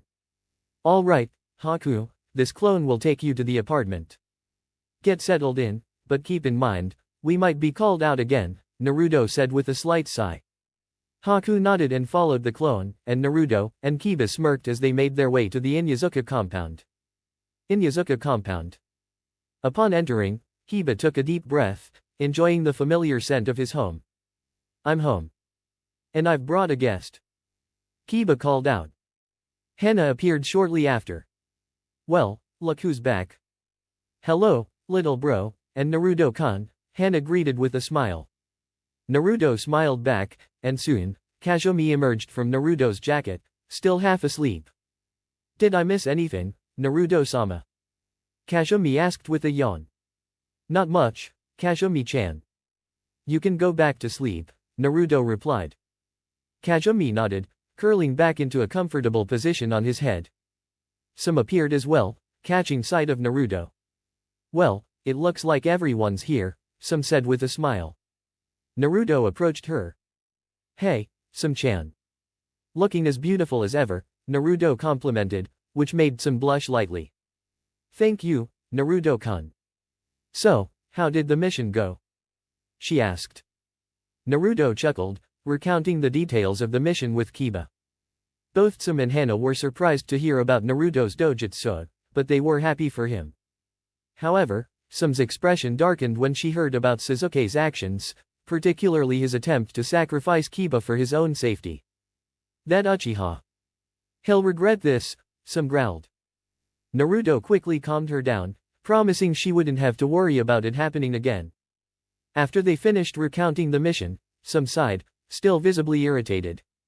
I'll make sure that Uchiha knows what happens when you mess with my family, Some muttered under her breath, glancing out the window. Naruto smiled and placed a hand on her shoulder. Don't worry, Some-chan, I'll make sure he doesn't get away with it, Naruto assured her, planting a kiss on her cheek. Some chuckled, her irritation easing. Alright, show us the dojutsu, Naruto-kun, both Some and Hana insisted. Naruto sighed, knowing this would be the third time today. He closed his eyes, activating the Shinseinagen again. Some and Hana gasped at its beauty and power before Naruto deactivated it. You've got quite a gift, Naruto-kun, Some said, her voice laced with awe. Naruto smirked but sighed. The council might find some way to ruin my life over this, Naruto muttered. Yeah, no doubt they'll try to enforce the Clan Restoration Act on you, Some remarked, making Naruto raise an eyebrow. What's that? He asked. It's the Clan Restoration Act. It mandates that certain individuals, like you, take multiple wives to preserve their bloodline for the village's sake, Some explained. Naruto shrugged nonchalantly. Doesn't sound too bad, he said, earning puzzled looks from Hana and Some. Why? Hana asked, her curiosity piqued. Well, seems like the Inyazuka clan would be getting in on it too, Naruto said with a smirk. Some blushed slightly, but she couldn't help but smile at his confidence. So, how many women are required? Naruto asked, genuinely curious. 4, Some replied. Naruto's expression turned thoughtful. He already had feelings for Kyuubi, Some, and Kazumi. He just needed one more to make it complete. Hey, Naruto, if this CRA thing happens, would you consider me too? Hana asked, her face turning bright red. Naruto, taken aback, looked at her with surprise. Hana-chan, you like me? He asked, his own cheeks turning pink. Hana nodded shyly. Yeah, I was worried about Kaa-san taking you, so I asked her about it. She said she didn't mind sharing, and well, I'd like to if you would, she confessed. Naruto smiled warmly. If you're happy with it, Hana-chan, then I'd love for you to be with me, he said. Hana smiled and kissed him on the cheek. The group then continued chatting, with Some recounting her mission and Hana telling them about her work as a vet. Several hours passed before Some heard a knock at the door. Who's there? Some asked as she opened the door to find an Umbu agent. There's a council meeting soon. Some-san, you and Naruto Uzumaki are required to attend, the Umbu informed her before leaving. Some and Naruto sighed. Alright, Hana-chan, Kiba, let's go, Naruto said, and both of them followed suit, putting on their shoes. The group made their way to the Hokage mansion, once again. I could have simply mimicked it. But no, I didn't steal your precious Uchiha eye. It's from Kakashi-sensei, technically his, not the Uchiha's. So, if anyone has a problem, it should be with him, not with the Uchiha clan, who seemed to be long gone, Naruto stated as Sasuke emerged from behind someone, clearly seething. Take it back, idiot, Sasuke demanded. Naruto chuckled. What's wrong, Sasuke? Are you that insecure about me wielding such a powerful eye? But, to be honest, most of the Uchiha were scum anyway, he added, causing several shinobi from the council to chuckle. Admit it, Shizuke. You're not the only one who can wield the Sharingan. Now I have it too, and there's nothing you can do about it. Well, you could challenge me, but we both know how that would turn out, Naruto said confidently. Shizuke, fuming, glared at him, while the civilian council also scowled. Naruto casually deactivated his Dojutsu. Then someone stood up, voice shaking with anger. That's a mockery. You can't just steal the eye and claim it as your own, they shouted. Naruto turned toward him with a smirk. If I can't claim it, then neither can the Sharingan. It copies everything, doesn't it? Honestly, you all would probably beg me to use this if I weren't the Kyuubi's container, but I don't care about your groveling anyway. You're pathetic, all of you except for a few, Naruto remarked, eyes scanning some and the clan heads. Sarutobi stifled a chuckle as another individual stood. How did you even get that eye, huh? I bet it's just some fake story, the person challenged. Naruto ignored the question, but the man persisted, asking it again. Naruto simply picked his ears. Sarutobi turned to him. Why don't you answer him, Naruto? Sarutobi inquired. Naruto grinned. I don't feel like wasting my breath. They controlled my life when I was a kid, but now I'm a shinobi, and I'm not obligated to answer any of them. Inoichi stood up next. All right then, I'll ask. Where did you really get that eye? Naruto sighed and replied, must be a latent ability. I'm not sure how it works, giving a vague answer that seemed to satisfy them. Shizuke cursed under his breath and rushed at Naruto. You don't have the right to use that eye. Shizuke shouted as he lunged. But before Shizuke could get close, Naruto's fist collided with his stomach, sending the Uchiha crumbling to the ground. Naruto then picked Shizuke up by the neck and turned to the council. Why can't you keep your little dog under control? Naruto taunted, prompting several council members to demand that Naruto release Shizuke. Rubbing his nose, Naruto grinned. Should I let him go? He asked sarcastically. The people nodded, seething. Naruto chuckled. Fine, he said before slamming Shizuke's face into the ground, much to the horror of the onlookers. All right, he's down. Happy now? Naruto asked, as Hana and Kiba laughed, with several shinobi from the council joining in. Sarutobi too chuckled before the tension in the room escalated, and some appeared from her seat. If I ever hear you use my son for a substitution again, the Uchiha massacre will seem like a walk in the park compared to what I'll do, some warned Shizuke, her glare icy, though she gently set him back down and returned to her seat. Now that that's settled, anything else? Naruto asked, casually leaning back. Sarutobi nodded. As a matter of fact, yes. Considering the power of that Dojutsu, we'll need to implement the CRA, Compulsory Reproduction Act, to ensure its security, Sarutobi suggested. Naruto, without hesitation, agreed with a simple nod. Hayashi smirked, intrigued by Naruto's Dojutsu. Inoichi, Chauza, Shivi, and Shikaka seemed indifferent but curious. What if I said no? Naruto asked, raising an eyebrow. A merchant stood, smirking. Well, you'd have to marry anyone we choose, or, well, we could enforce other things, he said with a grin. Naruto sighed, turning to Sarutobi. What's the minimum number of women? He asked, confirming once more. Some replied. 4, Naruto-kun, she said. Naruto smiled. All right, I'm fine with that. But, Naruto added, bringing everyone's attention back to him, I choose who I'm with. I'm not marrying any of your daughters or anyone else you pick. I've already made my decision. You'll let me be with those I love. People looked on, raising an eyebrow as he continued, 2 of the women aren't here right now, but 2 are, he revealed. I've chosen Hana-chan and Some-chan, Naruto declared with a grin, causing Hana to blush. The room turned to Some for her reaction. You still need to become a Chunin, Naruto-kun, Some reminded him with a soft smile. Naruto smirked back. Don't worry, Some-chan. I won't make you wait. As the conversation continued, a woman named Sakuno stood up. Why are we even discussing this? I don't want a demon's offspring running around the village. It would be the end of us all, she scoffed. At that moment, The oppressive presence of Naruto's ki filled the room. Naruto appeared in front of her, grabbing her clothes and forcing her to meet his gaze. Keep running your mouth, and I might just live up to the demon label and end you right here. This isn't your business anymore, Naruto growled. He activated his Sharingan and focused on her eyes, sending her into a daze. She collapsed back into her seat. She'll be having nightmares for a while, Naruto remarked, his tone cold. And just to be clear, if anyone dares to harm me or anyone I care about, I'll make sure you all regret it.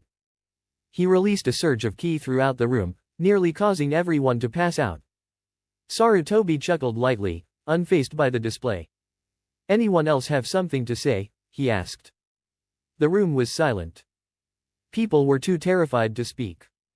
All right, this meeting is adjourned, Sarutobi concluded as he and the shinobi side stood. Naruto, Kiba, and Hana left, with Naruto releasing his ki just as the civilian side regained their composure. With Naruto. The group made their way to Tsum as Hana hugged Naruto. Well, that was something.